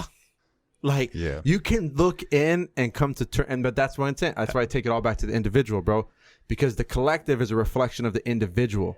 So if the individual cannot handle their internal conflict and their fucking conflict within, the external cannot handle without needing. It's like, how many people want to gossip? How many people want to watch these drama shows? And the media doesn't help, right? Yeah. They don't fucking and the media doesn't help. I hold them in low regard. Yeah. I do. It really. The goddamn drama shows that like are specifically put on this goddamn specific time and these different things. When I was taking a psychology class, I literally told us some social psychologists either go to the money and to do marketing, or they go to to go help people and realize the things that are happening. And it's like, there's just our belief systems and resources need to change. The resources are here to help enhance our life, not to create them in a circular cycle of we're dogs running on a hamster wheel with a bone. I don't know if it's ever going to solve because, I said, I believe that there's a thing called the human condition. Yeah. We all have to face the trials and tribulations of existence on our own terms. And people who don't agree with us, it's very difficult sometimes for us to see that and empathize with it. And we need, like, when you have an outside existential threat, it's really easy for us to unify, put those problems aside. But as soon as those are gone, we constantly need some form of conflict in our lives because it gives us purpose.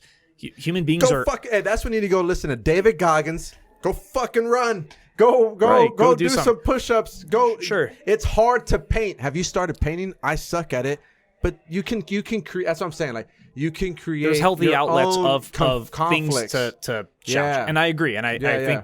I think we probably could do better as a society in giving people, you know what? I don't know. The knowledge is out there for you to do it. Exactly. YouTube the bitch. It is. It's frustrating for me because I feel like ignorance is not an excuse in today's world. Dude. Okay, you like black cherry. You said that earlier. Do. Which one is this You one? could pick because I'll let you guess. Fuck it.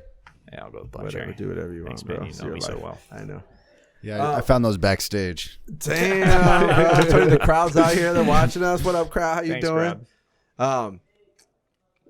Well, let me get. All right, I'm gonna shift gears. I want to hear your opinion on. Let's go. Let's talk some geopolitics. What do you have in mind? Russia. What's going on Shit, now with the bro. Ukraine? Let's talk. I don't fucking know.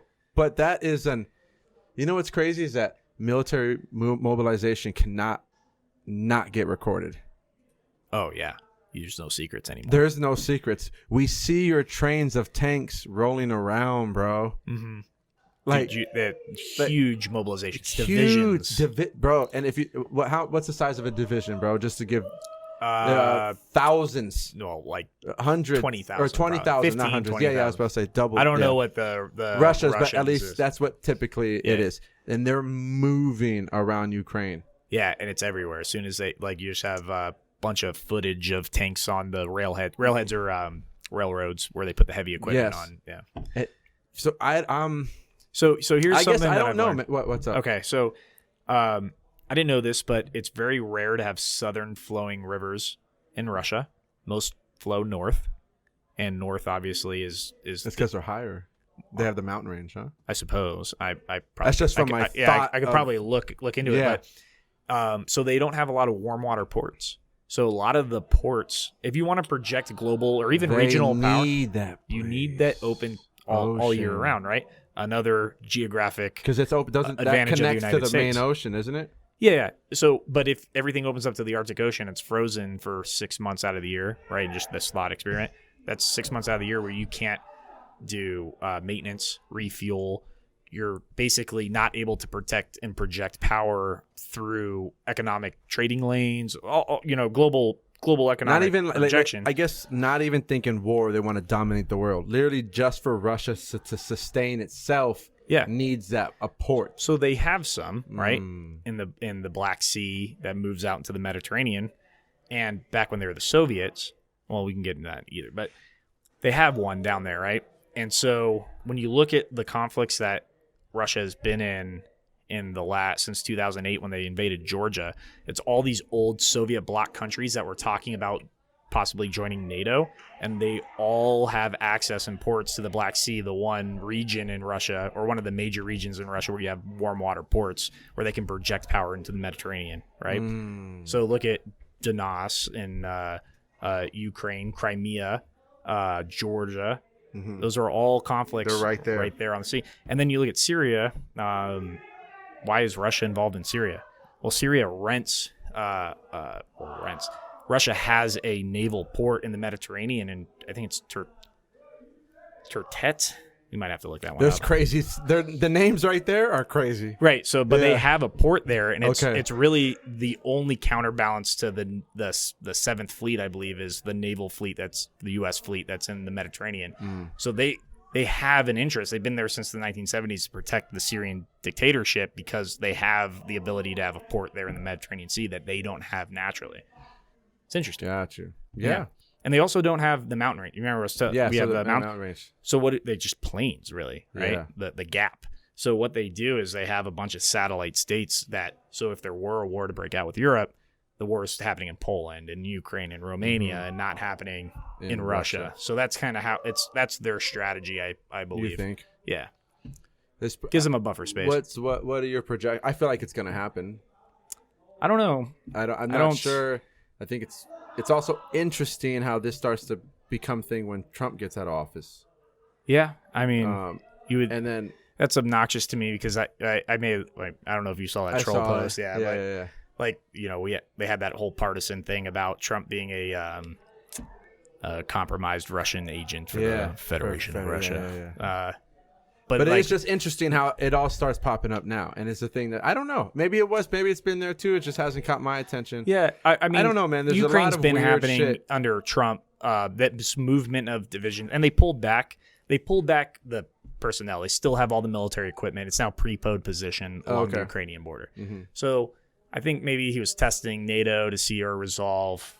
I don't know. We'll see. It's interesting. There's a lot of dynamics going on there that I'm not privy to. No, yeah. Obviously, it's just fucking way. I don't think Russia's really the threat, to be honest. You think on the other side? Yeah, I think it's China. What's going on over there?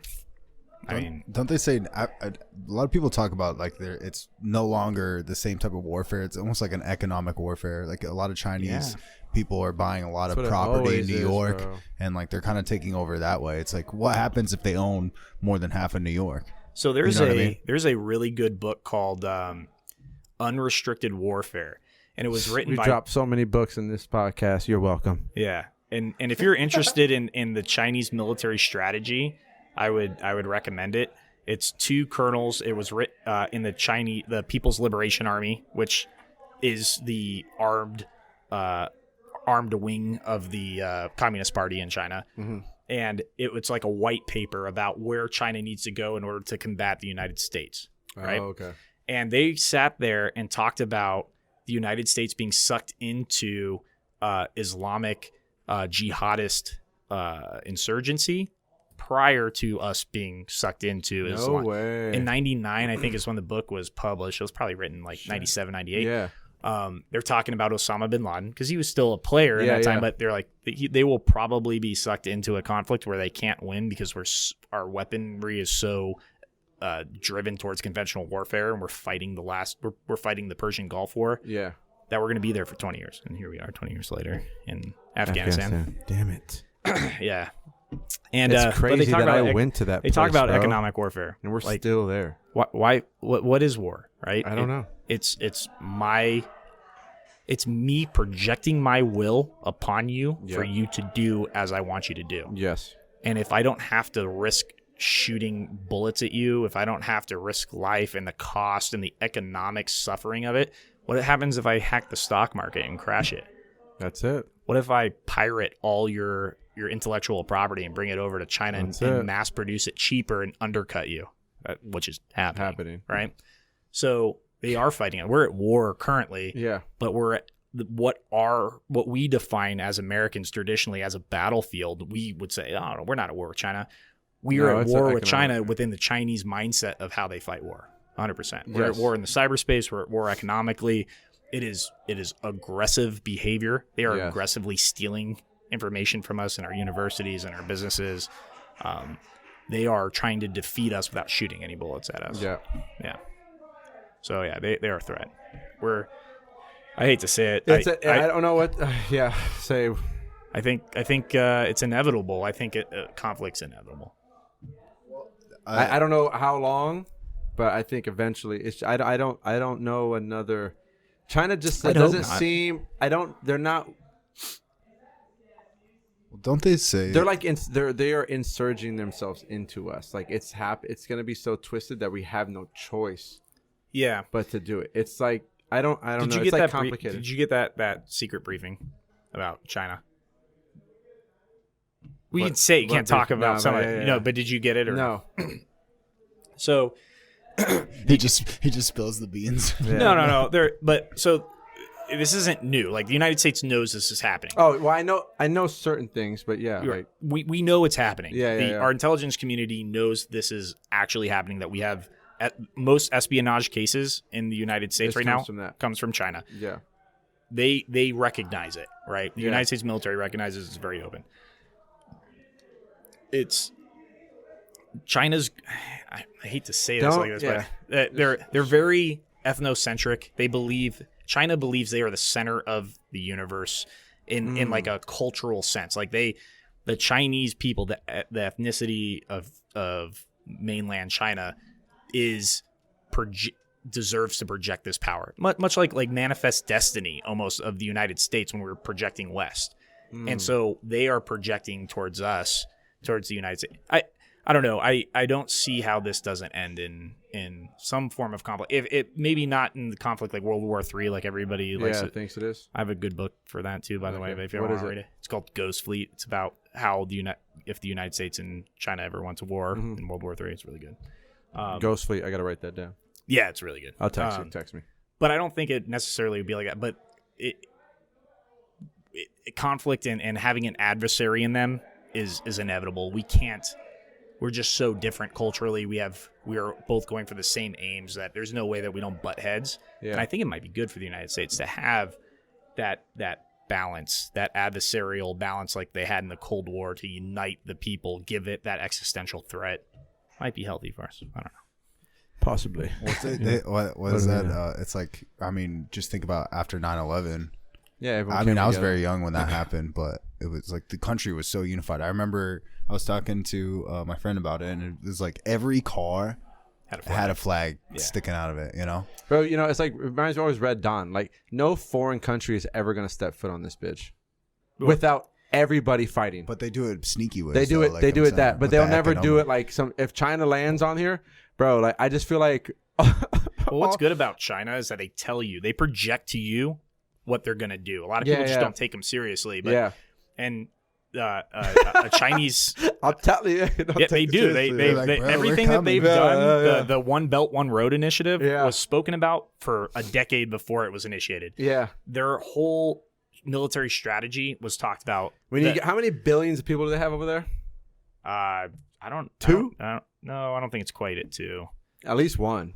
Oh yeah, it's over 1. I think it's like 1 point. Dude, 4. I remember my mom. Intern, can you fact check that? Besides, like, screenshot yourself taking selfies over here. I think that actually not just China, but like I think majority of the race of humans is Asian. I think if you count Indians too, yeah. Well, yeah, I think the majority of the human population it's lives like 50%. in Asia. It's like 50%. Yeah. What? India? No, China is the most populous. No, I think India just I think really? she might be right actually. I think India is it's crazy because India is like the geographical space of India is so much smaller. Also, the enemy of my enemy is my friend, or how's that saying go? Yeah. I think India and China are definitely not natural allies. So I feel like we have at least a satellite nation in the region that nailed it. Never mind. So China's number 1. I thought I heard like a year ago that someone said that India was more populated than China, but okay, very close. Yeah. So how many? I don't How many know if are you in guys can China? hear that, but it's very close.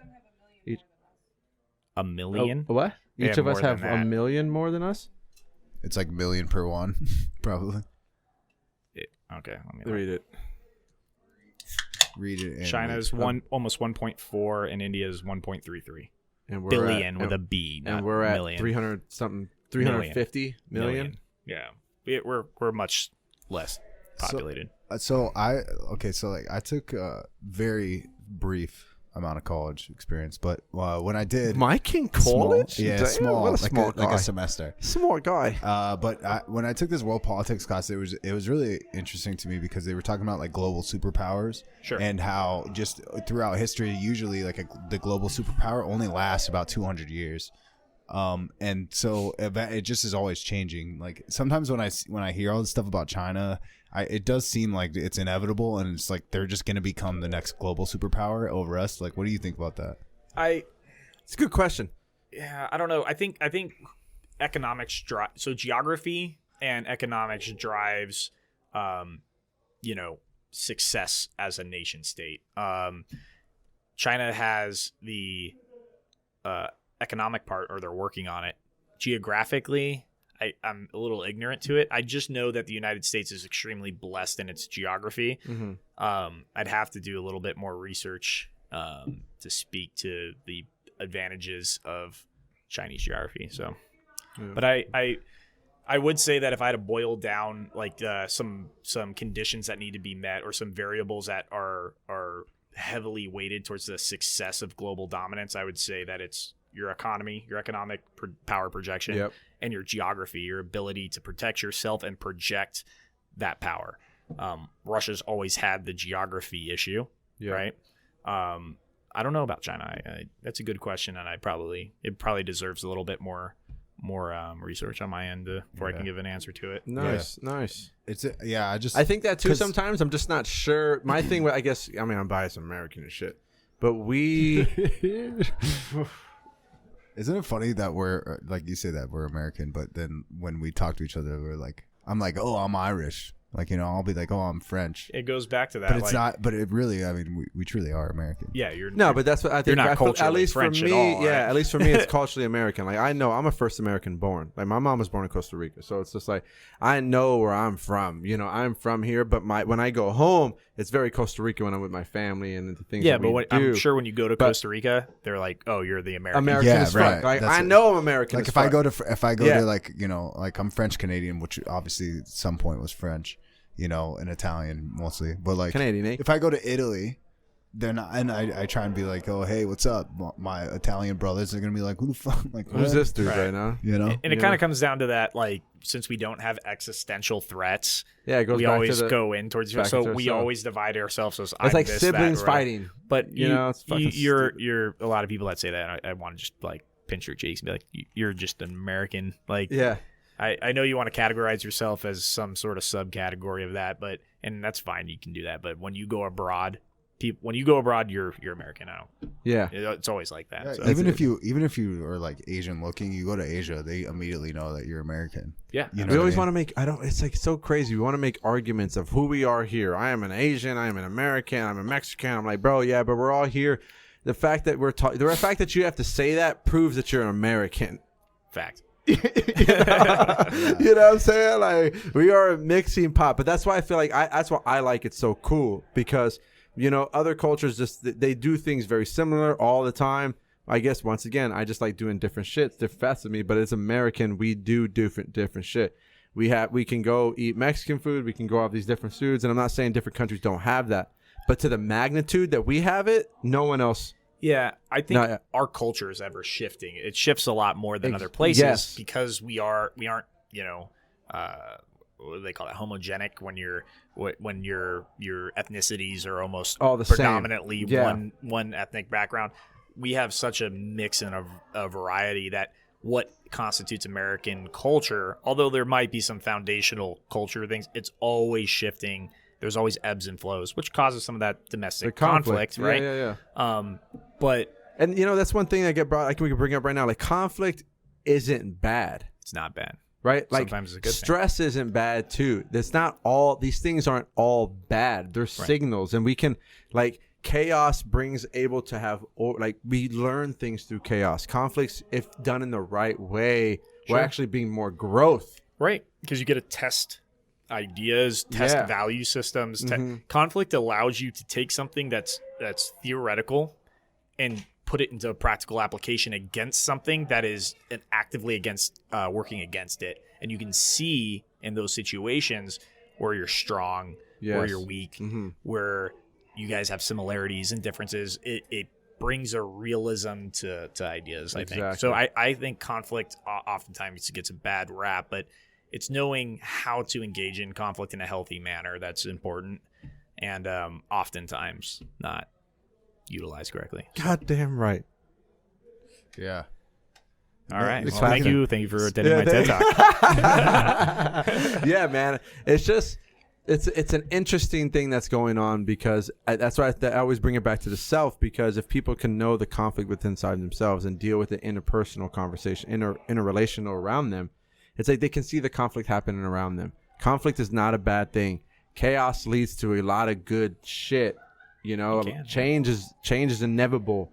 Embrace the fucking suck and the change and go with it. Yeah, man.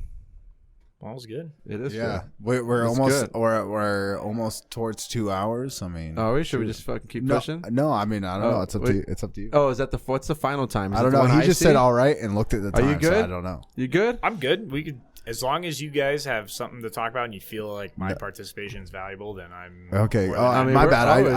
I'm always good. I don't fucking go. I can keep going, man. Oh, but let's talk about this question that I wrote there. So let's talk about that.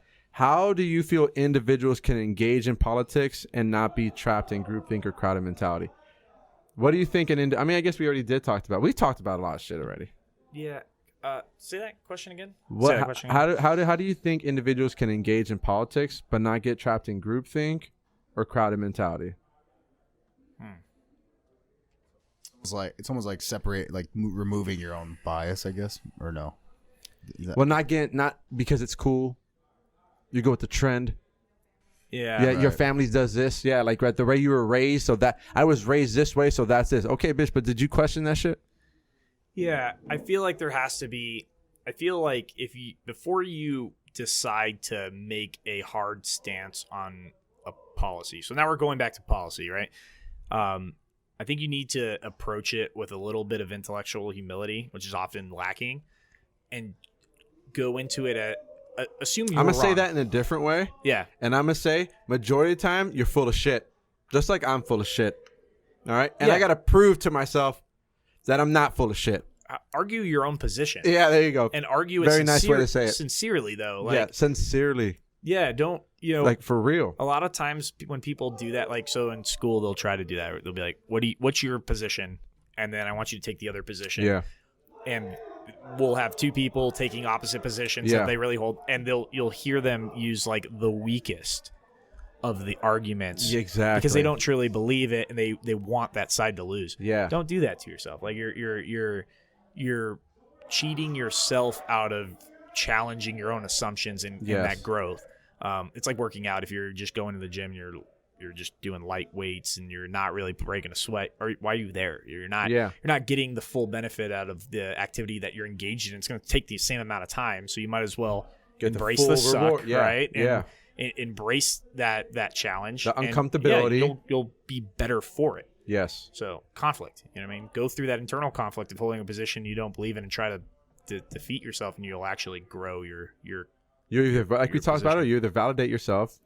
Right. It's just back to outside, speaking the truth to outside people. You're going to validate yourself. You're going to know you're wrong, or you're going to find out like the middle ground between both, that there's parts of pieces that are right and parts are not. And most of the time that's the position you get. But you'll see that there's times where that someone's goes just wrong. And that goes back to the person has to experience it themselves. Yeah. You have to go through that experience. And we don't always I guess, we don't always want to go through that experience of recognizing that we're not always right because it's uncomfortable. Yeah. And, nobody wants to be made a fool. Yeah. But it's not foolish to hold it. Like, we got to get away from that. It's not foolish to take a position and be wrong. Exactly. It's okay. I'm okay. I'm wrong a lot. Yeah, me too. I look back like I am. I just am. And as I grow, I see, okay, there was my fault. And there's nothing wrong with not holding that position anymore, letting it go and being like, okay, well, I fucked that one up, man. So I'm going to now reevaluate and I'm going to hold a different position. And it happens more often. The more honest you are with yourself, the more that happens. Some people will be like, you don't have principles. No, I do have a principle. My principle is I'm working towards an objective truth, or as close to an objective truth as I can possibly get. Yeah. And in order to do that, I can't just hold on to things that don't have value anymore, that aren't objectively true. So even if that means whatever the hell is going on. Right. And so, my belief systems, minus my core philosophy, but my policies I believe in, how I interpret those policies are ever changing all the time. Yeah. Me today is different than I was in 2016, was different in 2020 or 2012. So. And we can only hope that it'll be different in a year from now. Right? Like there's no way that I want to be the same person. I mean, I'm at the core, I'm always the same person, but like later in my beliefs, my thought process, I want to keep improving. I want my life to be a different, because Jordan Peterson had something he said on post. I think I posted it today too. The greatest adventure is keep telling the truth all the time, because you don't know what the fuck's going to happen. I have immense respect for Jordan Peterson. Me too. So that man is it's not just what he says, it's the process in which he gets there. I have a lot of respect. Just even how he talks. He'll stop. He'll think about what he says. He's very direct in what he means. Yes. So I've been meaning to read his 12 Rules for Life book. I gave it to somebody, and I'm waiting for them to finish it so I can read it. The second one or the first one? That's the first one. Yeah. Yeah.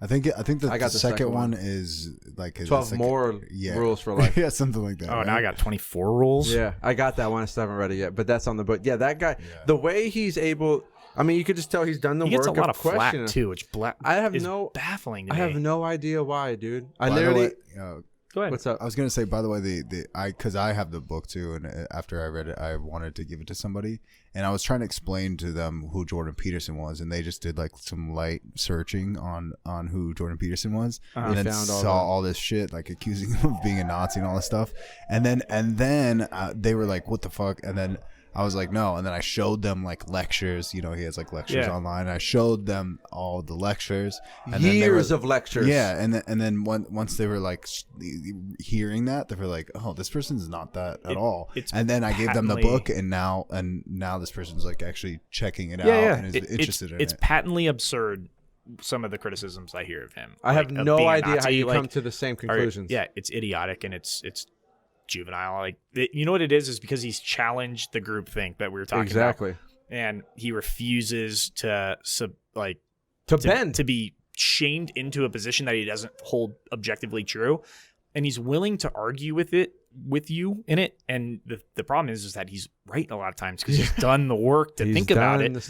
And people don't like being wrong, so they'll if they can't beat you intellectually, if they can't actually have a rational conversation with you, what they'll do is they'll just start name calling and trying to shame you into submission.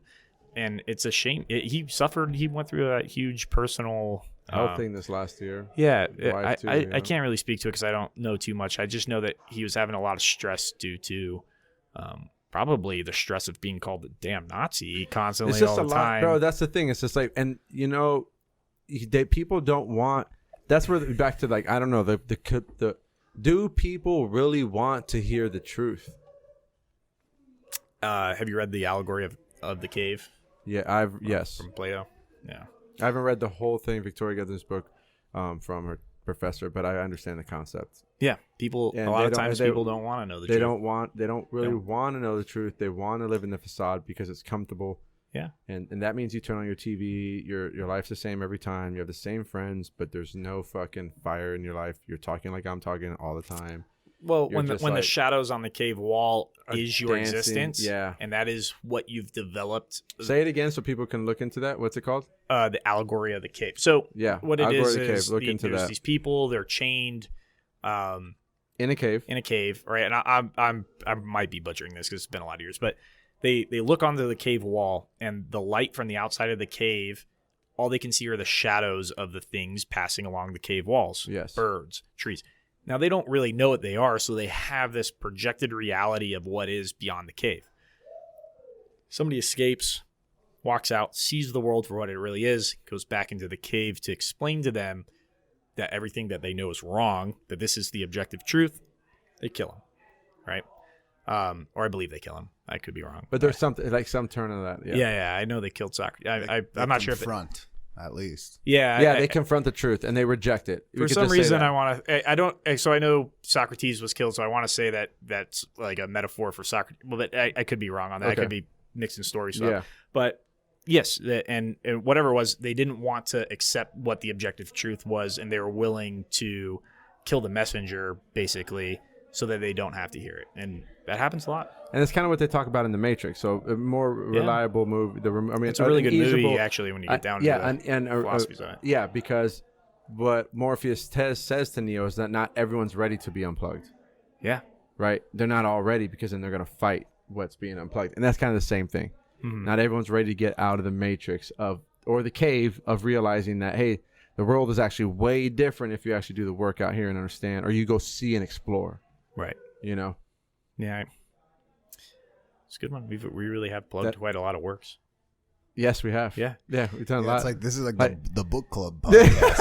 I had a book club for a while. He did. So what happened? My girlfriend and I, shout out to the girlfriend. Yeah. Shout out to the intern. Yeah, aka girlfriend. She's the intern. That was the big. That was the big joke. Yeah. I feel like at one point it sounded like Ronnie's like actually trying to be like a dick to a real intern. Yeah. Let's change this. Shout out to the girlfriend giving us the drinks and shit. So we read a lot, and we read to each other. And I actually sincerely enjoy reading. Yeah. I do. And we're trying to work through the classics right now. Nice. So we're doing the Travels by Marco Polo. Okay. So that's a good one. But we do read a lot, and we constantly changing up, because thing is if it's left to me, I'll read a lot of political works, or I'll read a lot of studies. Like I read a lot of academic studies because of school, which are boring. It doesn't get you that passion. It doesn't. It's not interesting, right? Yeah. Or I mean, it is in its own right, but it's not leisurely interesting. It's like work, man. It's like working out. It doesn't like bring you life. Yeah. In the same way as reading these other books. Yeah. So do shit that brings you life. So we're trying to read all the classics, the 100 recommended books from Barnes and Noble or whatever. So. Oh, that's cool. Yeah. We're working it. We're getting there. So do you guys not watch Netflix and stuff like that, or you just like, we because will it takes too. a lot of time to read, So we do. We try to do both. Like, we don't read extensively. Like, we won't read 3 hours. You know what I mean? Yeah. But at night, we usually, like, our routine is we'll have dinner. Usually do the hot tub. We have a hot tub. It's That's so cool. Best investment Fuck ever yeah. made. We just talk Yeah, about our you just day. chill. It's Yeah, me and yeah. her time. We're not cooking. I'm not doing work. Just chilling. We come home. We get out of the hot tub, shower, and then we'll read to each other for maybe an hour, and just until it's not fun anymore. And then we'll put it down, and then we watch a lot of documentaries, or I force her to watch a lot of documentaries. Hell yeah. She likes it, but like not all the time. I'm into it. Me too. I'm such a I nerd. watch all the nature documentaries on Netflix more than once. I do a lot of physics, things that I'm not smart enough to comprehend. I've done some of the science ones too. I'm like, I got my kids watching those bitches too. Do you guys like murder stuff? Or She like, does. Okay. Which is terrifying. Okay, I will say, if you do, Bro, anybody the listening Ted to the Bundy podcast one? too, there's a podcast that's like very new, or not very new, but in the past like 2 years maybe, but they're low key still. They just started a YouTube channel. It's called Murder with My Husband, and it's basically a girl, literally the same thing, same situation as you're having. Is the wife loves murder and all this stuff, and she just goes through and talks all these. He showed me this, dude. She tells these stories of like these unsolved murders, or like ones that were solved. Tells the whole story, goes like does all this research, and the husband just sits there and listens and asks questions during it. It's actually like a really cool niche podcast, but it's really interesting. I binged it. I watched like 50 of them like before bed. It was sick. It was disgusting. She's into that. I find it somewhat morbidly fascinating. Like most people, it's interesting. I'm fascinated. I like when in psychology class, I was like, I want to take the pathological side. I need. Did you read On Killing by Grossman? No. Another book. Yeah. Oh, you haven't read that one? On killing? Yeah, it's about the psychology of killing other human beings. Like in a more institutional sense. Like, yeah. He gets into like why military training is the way it is now, conditioning, but how we got there. Yeah, I mean, there's some classical conditioning involved in it, but it's deeper. It's much deeper than that. It's a really good book. He just wrote 2. One's on killing, one's on combat. On combat, wouldn't recommend, but on killing is like I would say should be mandatory reading for combat arms military leaders, probably at the platoon level. For sure. Yeah. That was a weird tangent, but it you should. matter. You'd be right up your alley, though. I know you, and I know how you like the psychological aspects and stuff. This is right up your alley. It's good. Hell yeah. I'm trying to mix it by up. Grossman. I forget his first name. What is it? Dave Grossman? Dave Grossman? Yeah. It's really good. Yeah. I'll need that book. Because that I like to keep the shit loose, man. Like I'm taking a lot of stock classes right now as well, internal work. And I'll have that for a little bit. Talk about a little murder. Next class. A little bit of killing. Next session, I'll need some of a little mix it up. Yeah. That's why my book is after surrender class. The surrender book is fucking 1984. Like I get too deep and then I get bored of the shit. Like I'm like, all right, I'm done. Now let me find some other niche to get in there, and then my mind just puts it all together, and then I create this fucking weird thing in my head that's called me. I've stopped certain books I've stopped and started multiple times. Yeah, I've done that too. Just because it's so hard to get through. Yeah. I won't admit this on. Well, I'm gonna go for it. Marissa and I tried to read Mein Kampf, just for the historical context of it. I don't know what that one is. Hitler's book. Oh, okay. And we got through, I don't know, a quarter of it, and we're like, lame. Yeah. So there's 2 volumes. Volume 1's like his autobiography. Volume 2 is like the National Socialist Doctrine, which I was more interested in. because so many people call each other Nazis nowadays, I want to like what is dive into the actual doctrinal version of it. But I just couldn't get through it. I had to stop it. I was like, this is so boring. He's such a bad writer, and it's such ugly content that it's like, you got to give it life, you know, something like that. Yeah. Just watch the fucking World War II documentaries on Netflix. Very little. There's no major things I learned in his autobiography. There's some interesting things.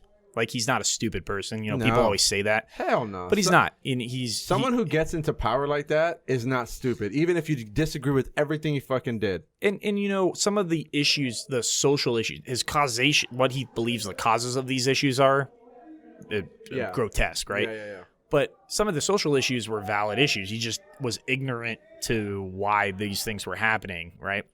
But man, it was just too tough. And that was one of those books. I tried to. I've read most of Wealth of Nations now by Adam Smith, and I just can't finish it, man. It's like pulling teeth. I'd rather walk through coals than I have books that I go through, and I just like, all right, well, I thought this was gonna be a book. I just let it be. So all right, well, let me just find one that pulls me. I'll get there one day. Yeah, it got to pull me, and then when I'm aligned in that space, okay, let me get that. Yeah, book. when I get back into it. Yeah, then I'll grab that book.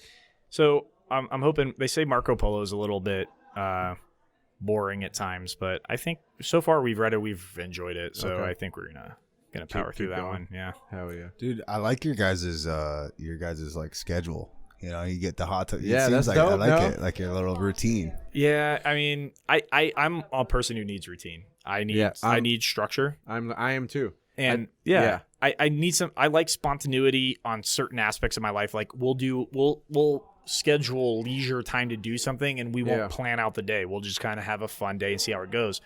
But if you really want to be an efficient person in the modern world, you need to cut time out, not just for work, but for yourself. Yeah, for sure. And we do that. It was so our reading happened organically. We were driving to Yosemite National Park, I think, right? Big Bear. I don't know, one of our many trips that we did. Yeah. And so we're driving there, and we wanted to read Rich Dad, Poor Dad. I'd read it when I was younger, but I wanted to reread it. She had never read it. And so we just started taking turns. Whoever was driving, the other person would read. And we're like, oh, this is actually kind of cool. It's the first time I'd read out loud in like years. Oh, yeah? And so we just kind of made it now the routine. So we read to each other. Nice. So not only are we're both participating, you actually do something you don't normally do. Most of my reading is like fast skimming of abstracts and conclusions. Yeah. So no, it's really cool. We listen to audiobooks together. Yeah, we take conversations when we're driving and have those deep conversations about what's going on. And I think some audiobooks. For me, bro, I'm like come to terms. It's like, you know, I like to flow and I like to do, you know, just go and do things. But I am a very structured person. Yeah, me too. You know, and maybe it's because we've been in the military so goddamn long. Yeah, you know, it's kind of helped us do that. And this is kind of the podcast and different things where I'm trying to learn and like create and do different things that.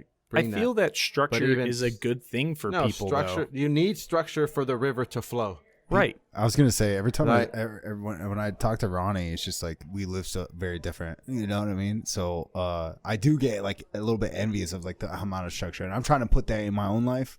Obviously, you see, you know where I'm living at. We got like a party going on downstairs. I know this recording if you're listening, but so it's like I do like seeing it, and I do like envy it a little bit because I want to have that more in my life. Right. It does feel good. It feels good when you like waking up the same time every day, you know. And there needs to be balance, right? Like the way I look at it is there's people who take it to the extreme. Yeah. Where like I will meal prep this amount of calories for the day. This is my bathroom time. You know what I mean? Like they get way too deep into it. But it is good to allot yourself time, even if it's just time for yourself, like leisure. Like, hey, from 1 to like 2:30 or 3 o'clock is kind of like when I just play video games or I just do whatever the fuck I feel like. Get on the computer or listen or whatever. But then you have to give yourself a backstop where it's like, okay, well, I've indulged my laziness or I've indulged my hobby long enough. Now it's time for me to do the things I might not necessarily want to do right now. To wash those goddamn dishes. Get them out of the sink. Fuck. What are you waiting on? I don't know. God. Yeah, how good does that feel when you wash the dishes and then you wash the sink afterwards? Dude, you have So good, bro. You Feels have so to. good. You're so I want to like plug it and put some milk and cereal and eat it right out of the Yeah, sink. and That's I all want right. to sink after. I have to do that every my time. final, man. like the garbage disposal is the Yeah. church bells Okay. of my finish. Winning. Done. Just because I hate doing it, but I hate more walking in and seeing them. I can't. Oh, dude. Like I can't even. I'm learning. There's Like, nothing more defeating I can't than even waking go to up the bed. next day and I was seeing about to dishes. say I'm learning Start that, your bro. whole day off. It's not good. It's the same thing when you come home from work and you didn't make your bed. Yep. That it's it's so cliche. I hate They're stupid things. I hate Dude, saying That's Jordan My Peterson's dad- first rule, bro. it's funny- First rule on his book is make or clean your goddamn room or Well, it's something the like small. It's the small wins, man. Like It is the really. small wins. I don't mean to say man. I sound like a stoner when I say that, but that. Hey, bro, you're right, man. but really though, I mean, if you have that in the beginning of the day, you feel so good. The rest of the day, no matter however the rest of the day went, at least you have that win. right. You have one win in the morning, so And your bed looks good. and It when feels you- good to get in. at the When end you of the walk into the room later, man, and it doesn't look like shit, it feels good. Like that's a psychological thing too. Like your external environment is your internal and it's something you environment. might not like. Nobody wakes up and is like, you know what I really want to do today? Make a bed. Like Yeah, it's- you don't. Yeah, exactly. It forces you to Yeah. do. It's forcing you to do something that you might not necessarily want to do in the moment, but there's satisfaction that's not instant. That will be when you come home. It feels good to have that made bed, Fucking talk about that. and that's a good thing to put yourself into that discipline by having that routine. Delayed gratification is important. It is. Super important. better. It's better. And it's actually like it. How would you describe how it's better? So I think this is one of the advantages of people who have been in the military, right? And I don't think there's many. All right, a lot of times people will be like, Yeah. "Oh, be in the military." Blah, blah. There's not, right? But this is one of them. The process of suffering through something to get to a goal makes that goal better. It Yes. makes it richer. It makes that experience deeper and broader and more fulfilling. And you're so used to it by the nature of the job that you're doing Yeah. that it becomes something part of your life that you understand that by making this hard, by doing the hard thing, the end state is a little bit better, right? Like the way I try to explain this is like all the good things in your life are like the colors on a canvas, right? And you can throw a bunch of colors on it. It can be this abstract thing, and that's great. But all the pain, the suffering, the doing things you didn't want to do, all the not so nice parts are the contrasts and the lines that separate those colors into shape and give those things meaning, Depth. right? Yeah. You're helping contrast those emotions that you're feeling into something tangible. And so I feel like you need to have that structure, that pain, and almost seek it out. You need to seek out the hard things. We say I say pain, but a lot of people are probably like, Yeah, because it's like with it. It's the struggle, the uncomfortability. Right. Your uncomfortability is your edge for growth. And if Right. you don't walk into the uncomfortability, you're never going to grow. If I gave you this water and you just drank it, you'd be like, oh, well, thanks for the water, whatever. But if you just ran 5 miles and you drank water, how rich does that water taste? It's amazing. It is, and it makes that moment better because you want it and you feel like you earned it. You know what I mean? And so if you start putting those aspects in your life, the little things in your life seem a lot A better. bed's fucking nice when you slept in the dirt for a fucking week and a half, Fact. bro. Or Yeah. 2 weeks. And it You goes know? back to making your bed, man. And showers. You don't want to make your Showers bed in the are morning, great with no goddamn flip-flops. Man. That's also a fact. That's some stuff that you guys That's know. some military shit, bro. When you're Guess out what? somewhere and you're wearing flip-flops, bro, in the shower, that shit sucks. It sucks worse when you don't have the flip flops when you should have the flip It's like, flops. Gross. By the way, that's really like you going through Ranger School. Like my dad went through Ranger School twice and he failed out both times physically for the physical aspect of it. That happens. Like I know guys much better than me. He who did it have- in like yeah. I think the 80s or late 70s, early 80s. That's when he was in it. Yeah, I went. When did I graduate? I graduated. So I went in the winter of 12 and graduated in January of 13. And I remember you came home for fucking 2 weeks. Yeah. So they were gonna send me to Yeah. sniper school like 3 days after coming home, and I was like, "Are you guys crazy? Like, No way. I don't." Yeah. Yeah. And I was like, Fuck "No, I don't want that. to do that." So I gave up my spot to Gil Martin, who ended up going, right? Yep. A friend of ours who became a sniper. And I went home, and then not like 2 weeks later, they're like, we need to send you back to Fort Benning. We're doing this inaugural Scout of the Year competition. Oh, you're a part of that? Yeah, the Gainey Cup. The Gainey Cup. Yep. And I was like, oh, well, I should have just went to sniper school then at this point. So, oh, well. Whatever. You never know. Maybe it was a good thing, you know. Yeah. But my only point is Ranger School. From Ranger what School, my father told me, fun. From what my father told me, he told me they would like drop you off in the. I don't know if you could correct me if I'm right or not. But if he said he would drop you off literally in like the middle of the woods, give you like a fucked up map, and then be like, here's your meals are gonna be like this in this spot for like the next week and a half, and you gotta find it. I don't know. That was like the one thing that I remember him talking about, but I don't know. I could be. So bro, that was also in the 70s. That was like in the late 70s, early 80s. So I've been to courses like that. I didn't get that experience when I went through. But what it is they take a bunch of people who are peers. There's no rank structure, and they sleep deprive you extensively for months, right? Or it depends how long it takes you to graduate, because you can continuously go through phases that you fail. But if you go straight through with pre-ranger, because we were required to go to that, it's like 75 days total with pre-ranger and ranger school. I think ranger school is 62 or something. So the entire time you're getting very little amount of sleep. They starve you. It's one of the only courses in the military where they'll starve you. And you're expected to perform these infantry missions in really austere environment with a bunch of peers, so you can't pull rank, that are all hungry and tired and sleep deprived, and all your equipment sucks, and you're just supposed to go.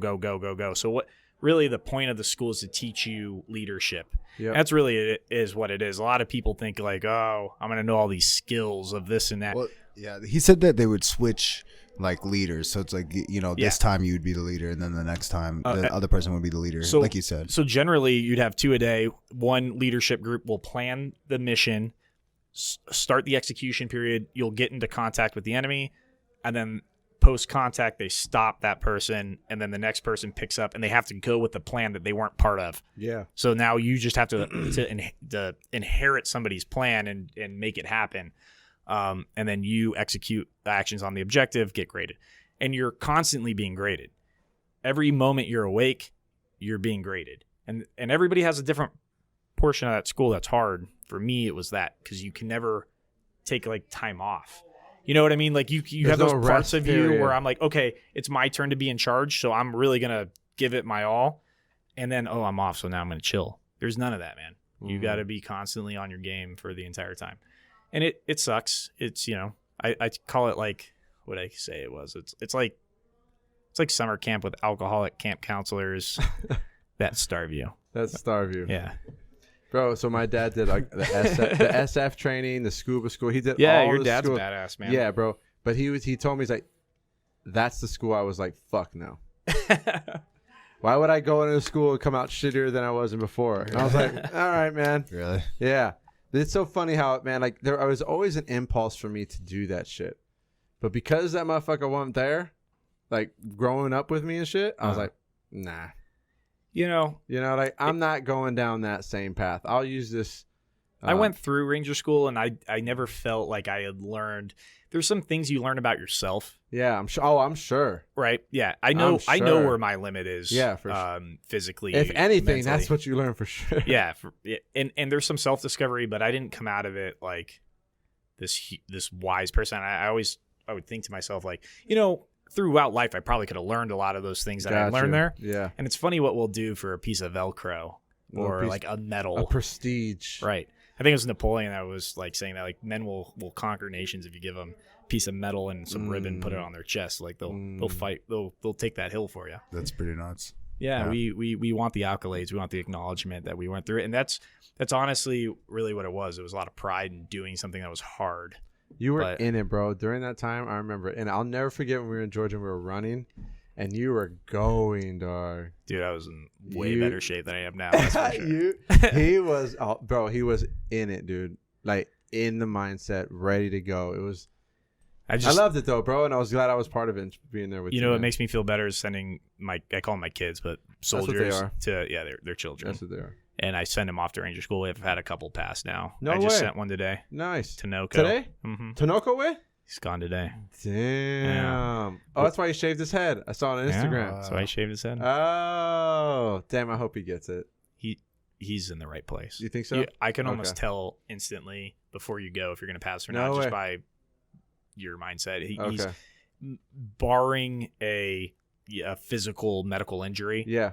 He's in the right state of mind to get be successful. Yeah. Hell yeah. So I have faith. Well, shout out to Tanoco. Dude. I hope in 2 months you come back. I got another one. Yeah. Hell yeah, I'm gonna create a little harem of. That's dope. You were the Rangers. first one in Nevada in how long? Like it was. I don't know, but he was the first one to be tabbed up. Ranger tab, it's what it's called. In the Nevada National Guard for like fucking. I don't know, but a long time. That's pretty nuts. All right, man. Yeah, I think we should wrap it up, bro. Yeah, we did. I appreciate discussion. you coming on. We talked about a lot of stuff. That's exactly why I wanted you to come on, man. Yeah, I hope you guys are successful. You guys are really putting in the work here, and like it looks good. Like you guys aren't. This isn't what I expected. Like this is really it's as professional as you can probably make it in the circumstances you guys right have. now. So, this is what best we got right now, and it's fun, man. It is fun. Yeah, it's good. I've really enjoyed this, man, and you know about it. Like you've been around for a long time, man. So you know I wanted this for a long time. Yeah, it's been like 10 years. Yeah, a little over. At least 10 years. Yeah, something like that. Yeah, you're in Afghanistan when I got into the units. Yeah, okay. so like 2010, yeah, 11 like years. Yeah. 11 years. And I wouldn't say I wanted the whole time, but I'll say probably like 7 out of those years or something. Yeah, it's been a long time that I've wanted this thing, man, and I'm glad it finally came to fruition. And like the more that I have these conversations with people that I keep bringing on, it's just like this is fucking awesome. It is. I fucking love this thing. Man. I honestly, I selfishly love it because I get to meet a lot of cool people. Yeah, you know, and I'm glad you guys. I wouldn't be able to. Yeah, and I'm glad you guys met and you guys made this thing a reality, and I appreciate you taking some time to talk to me, man. Oh, I love you, bro. Love you my too, buddy, man. It's fucking nice here. to So, meet you. Hey, subscribe, like, you know the fucking deal. YouTube podcast, YouTube, Apple, Spotify. You fucking be on there. We need you guys to comment. Please leave a rating. A rating in the review. Right. It helps the homies out, dog. If you're listening, make your intern do it. Let the homies intern. Let's go, intern. All right. I appreciate you very much, intern, for the beers. But this has really been a good experience, man. And we really do enjoy it. I mean, I know I enjoy it. Me and Mike have good time conversations. I know he enjoys it. And next time, if you ever invite me back, we'll change the topics. We'll do something, and we'll just go a totally different direction with it. Bro, dude, you can come back whenever the fuck you want, bro. Like whatever. I'll be like, hey, we actually had that guy, that one dude, Jonathan. He interviews people on the strip, and he came on. He's like, dude, I'm so excited. He passed like 10K subscribers on YouTube, and he was all excited. And we're like, bro, we gotta have you back on when you get 20K. And then like 5 days later, he had 20K, and we're like. Maybe not that quick. Not that quick. Yeah. We'll have it in a month or so. Like, come back, tell us about it. But it's cool, man. Because I mean, I've always enjoyed conversations. Yeah. So it's just kind of like this is literally what I enjoy to do, and he enjoys that side, and we just kind of find and balance. And it's just kind of, it's fucking working, dude. Cool, man. But so if there's anything, I don't know. I'll figure out later. But if there's anything related to Julian, I'll throw it in the description. Any links, anything. That way, I always just do that for everybody. Well, the books. Put all his book recommendation, bro. Give us your book recommendation. Put it out. Yeah, there you go. Yeah. Check the description. I'll have to get some. That'd be your top. Man, I'm not putting those down unless I'm getting a little piece of that. Okay. Well, welcome to the early days. Yeah. There is no piece of that. Okay, so and when I mean that, he's like slices money. Somebody needs to email Jordan Peterson and tell him that he should pay me. Jordan Peterson's fucking awesome, and one day I would love to interview him. So that's a fucking goal. I hope you do. I do too, man. I'd love to have him on the podcast. I'd love to watch that. Hell yeah. So Jordan Peterson, let's go. I'm gonna sign off. All right, man. We're out of here. Take care now. Bye then.